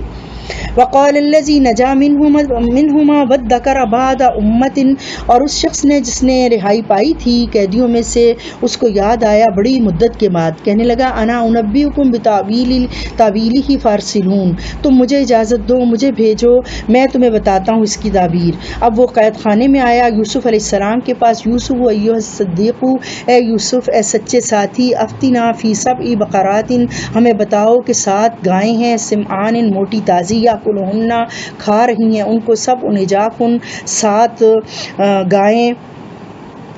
دبلی پتلی، وسبع سنبلات، اور 7 بالیاں سرسبز ہیں، خضر واخر یابسات، اور 7 بالیاں خشک ہیں. لعلی ارجع، تاکہ میں لوٹ جاؤں، الی الناس، لوگوں کی طرف، لعلہم یعلمون، اور تاکہ وہ بھی اس علم کے بارے میں جان سکیں. اس نے کہا کہ مجھے یوسف کے پاس بھیجو، میں تمہیں اس کی تعبیر بتلاؤں گا. چنانچہ اس کو بھیجا گیا. خوابوں کی تعبیر چونکہ حرف بر حرف پہلے بھی پوری ہو چکی تھی، تو قید میں حضرت یوسف کے ساتھ رہنے کی وجہ سے آپ کی سیرت کو بھی جانتا تھا، اس لیے اس نے آپ کو صدیق کہہ کر مخاطب کیا. یوسف علیہ السلام نے نہ صرف تدبیر بتائی بلکہ سائل کو حل بھی بتا دیا، اور یہ اس علم کی بدولت تھا جو کہ اللہ تعالیٰ نے آپ کو دے رکھا تھا، جو فہم و فراست اللہ نے آپ کو دے رکھی تھی. قال تزرعون سبع سنین دأبا، انہوں نے کہا، خواب کی تعبیر بتائی کہ تم جو ہے خوب کھیتی باڑی کرو گے 7 سال لگاتار، فما خسدتم، پھر جو تم کاٹو، فذروہ فی سنبلہ، تو ان کو ان کی بالیوں ہی میں رہنے دینا، الا قلیلا مما تاکلون، مگر جتنا تم نے کھانا ہو اس کو بالیوں سے نکلوا لو، ثم یاتی من بعد ذلک سبع شداد، پھر آئیں گے اس کے بعد سخت قحط سالی کے 7 سال، یأکلن ما قدمتم لہن، تو تم وہ بھی کھا جاؤ گے اناج جو تم نے جمع رکھا ہوا تھا، الا قلیلا مما تحسنون، اور تم تھوڑا سا چھوڑ دینا سوائے جو کہ تم بچا لو بیجوں کے لیے، ثم یاتی من بعد ذلک عام، اور پھر آئے گا اس کے بعد ایک ایسا سال، فیہ یغاث الناس، لوگوں کے اوپر بہت سیرابی ہوگی، فیہ یعصرون، اور وہ اس میں نچوڑیں گے، عصیر جوس کو کہتے ہیں، چنانچہ جن اشیاء کو نچوڑ کر اس سے رس یا روغن وغیرہ نکالا جاتا ہے ایسی اشیاء کی کثرت ہوگی۔ اس تعبیر اور تفسیر سے بادشاہ جو تھا وہ اش کر اٹھا اور کہنے لگا، وقال الملک ائتونی، کہ لاؤ اس کو میرے پاس، فلما جاءہ الرسول، پھر جب آیا قاصد یوسف علیہ السلام کے پاس، قال ارجعی، اور اس کو کہا کہ نکلو آؤ میرے ساتھ، تو انہوں نے کہا کہ لوٹ جاؤ الی ربک، اپنے رب کی طرف، فاسألہ ما بال النسوۃ اللتی قطعن ایدیہن، بس اس سے پہلے یہ پوچھ کر آؤ کہ کیا معاملہ تھا ان عورتوں کا جنہوں نے اپنے ہاتھوں کو کاٹ ڈالا تھا۔ حضرت ابو ہریرہ رضی اللہ عنہ فرماتے ہیں کہ آپ صلی اللہ علیہ وسلم نے فرمایا، اگر جیل میں اتنا عرصہ میں رہتا جتنا عرصہ یوسف علیہ السلام رہے تو آزادی کی اس دعوت کو میں فوراً قبول کر لیتا۔ بخاری شریف کی یہ حدیث ہے۔ آپ کے اس جواب سے حضرت یوسف کے بے پناہ تحمل اور وقار کا اندازہ ہوتا ہے۔ دوسرے لفظوں میں، جب تک عوام الناس میں بھی آپ کی عفت و عصمت اور بے گناہی جو تھی وہ نکھر کر سامنے نہ آ جائے تو آپ نے اس آزادی کو قبول کرنے سے انکار کر دیا۔ بیگمات مصر نے صحیح الفاظ میں آپ کی جو ہے صاف الفاظ میں آپ کی عصمت اور عزت کی گواہی دی، اور عزیز مصر کی بیگم نے بھی اعتراف گناہ کیا اور آپ کی بے گناہی کی شہادت دے دی۔ فاسأل ما بال النسوۃ اللاتی قطعن ایدیہن ان ربی بکیدہن علیم، اور مجھے تو معلوم ہے کہ میرا رب ان کے جو مکر ہے ان کو خوب جانتا ہے۔ قال ما خطبکن اذ راوتن یوسف، تو بادشاہ نے پوچھا کیا معاملہ تھا عورتوں جب تم نے یوسف کو برگلایا نفسی ہی، اس کے نفس سے، قلنا حاشا للہ، انہوں نے اس کی پاک دامنی کی گواہی دی، ما علمنا علیہ من سوء، ہم نے اس کے اندر کوئی برائی نہیں دیکھی۔ قالت امرأۃ العزیز الآن، اور عزیز کی بیوی نے بھی جب دیکھا کہ اب خس الحق واضح ہو گیا ہے تو فوراً اعتراف جرم کیا، انا راودتہ، میں نے ہی بہکایا تھا اس کو، نفسی ہی، اس کی جان سے، وانہ لمن الصادقین، اور بے شک یہ تو سچا ہے۔ ذالک لیعلم، اور یہ سب یوسف علیہ السلام نے کہا کہ میں نے یہ سب اس لیے کھلوایا، یہ معاملے کو اس لیے کریدا، انی لم اخنہ، کہ بے شک نہیں میں نے خیانت کی، بالغیب، بن دیکھے، وان اللہ، اور بے شک اللہ تعالیٰ، لا یہدی کید الخائنین، نہیں خیانت کرنے والوں کو ہدایت دیتا۔ یوسف علیہ السلام نے اعلان کر دیا کہ یہ میں نے اس لیے کہا تھا کہ عزیز مصر کو معلوم ہو جائے کہ میں نے اس کی عدم موجودگی میں کوئی خیانت نہیں کی۔ یہاں خائنین سے مراد وہ بیگمات ہیں جنہیں یہ علم تھا کہ عزیز مصر کی بیگم غلطی پر ہے، مگر اس کے باوجود وہ حضرت یوسف پر دباؤ ڈال رہی تھیں کہ انہیں اس کی بات مان لینی چاہیے۔ اور بعض مفسرین نے ان دونوں آیات یعنی 52 نمبر کو عزیز مصر کی بیوی کو ٹھہرایا، اس کا متکلم اس صورت میں لم اخن کا معنی یہ ہوگا کہ وہ کسی بڑی خیانت کی مرتکب نہیں ہوئی۔ السلام علیکم ورحمۃ اللہ وبرکاتہ۔ اشہد ان لا الہ الا انت نستغفرک ونتوب الیک۔